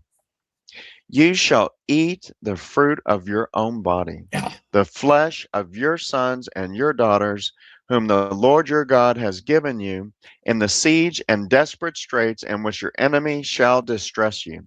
The sensitive and very refined man among you will be hostile toward his brother, toward the wife of his bosom, and toward the rest of his children whom he leaves behind, so that he will not give any of them the flesh of his children whom he will eat. He will not give any of them the flesh of his children whom he will eat, because he has Apostle, you need to get in here and explain this. nothing left in the siege and desperate straits in which your enemy shall distress you at all your gates. This is just absolutely just unthinkable. Yahweh sends curses upon his people that are so horrendous. Is Yahweh sending curses upon his own people? Somebody explain this.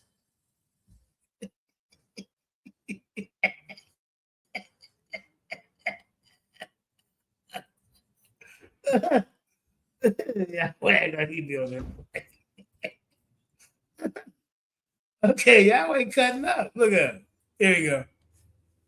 That mothers and fathers will eat the fruit of their own body, which means their children. Mothers and fathers will eat the flesh of their own sons and daughters. Jesus would never Mothers teach any of this kind of madness. I mean, come on. and fathers will There's fight two different things in the book, y'all. and hide the flesh of their own children. Okay, if you go on elsewhere in Deuteronomy 28, it talks about even fighting over the placenta that comes out. Who's going to eat the placenta? And it says that the mother will hide it.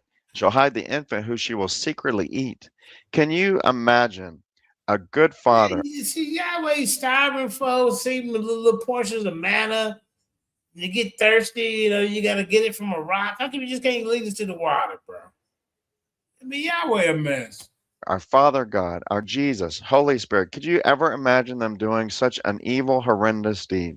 That is absolutely beyond despising the little ones. That's just unthinkable, unthinkably evil. It is absolutely steal, kill, destroy. It is absolutely evil. Yahweh is without a doubt, with absolute certainty, he is the devil.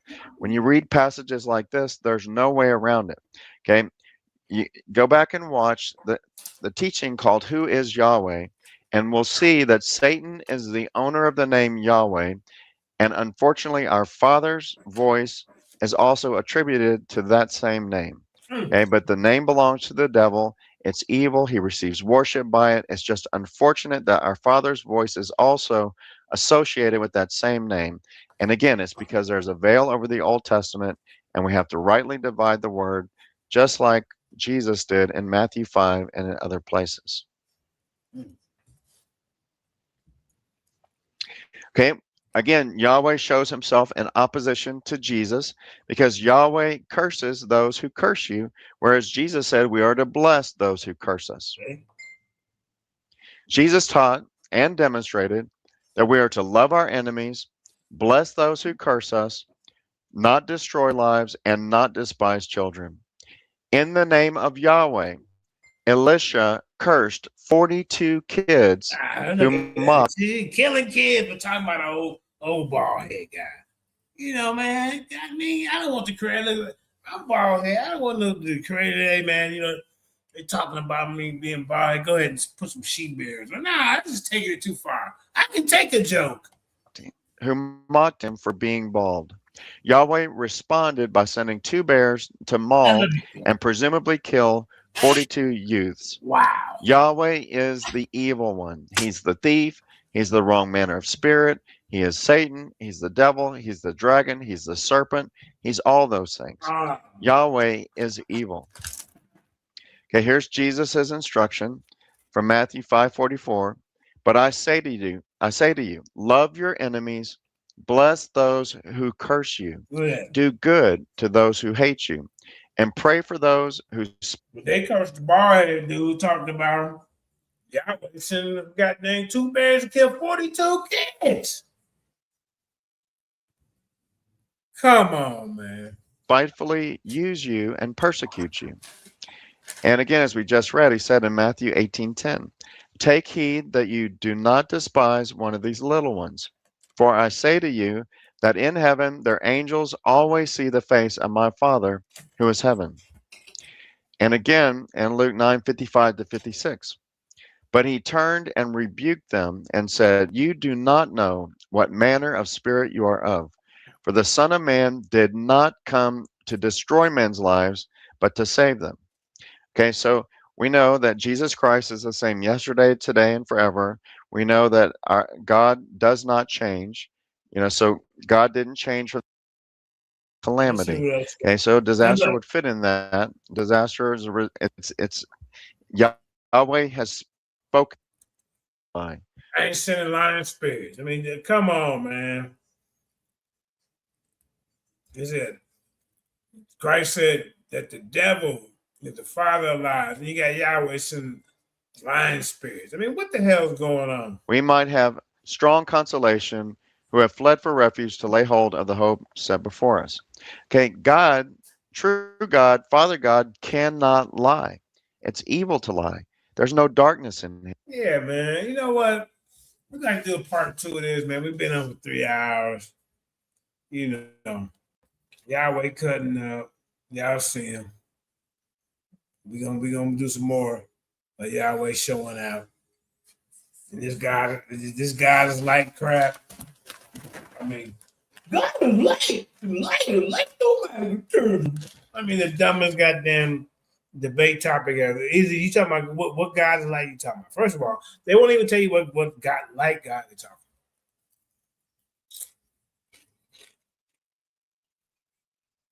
And then they, like I say, in the beginning, they was talking about electromagnetism was God. They're doing too much.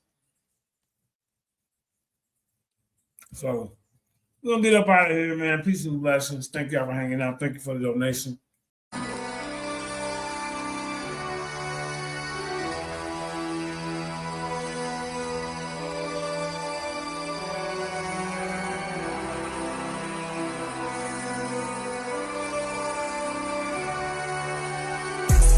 Wanna murder me, but never hurt me. Intellectually, it's a murder scene. Claiming you a scholar, get the clock out. Claiming you a scholar, get the clock out. Wanna murder me, but never hurt me. Intellectually, it's a murder scene. Claiming you a scholar, get the clock out. Claiming you a scholar, get the clock out. Black excellence at its finest. Yeah, using big words, but he can't define it. Then it hit him with the cannon, don't you stand behind him. It's about to get hot, watch him change the climate. He's nothing but a novice and he show his heart. Man, I think this rookie's done, sticking with a fork. Yeah, he treading water, swimming with the sharks. You will never see the light, living in the dark. The only thing he study is just information. Till I show him all his flaws and his calculation.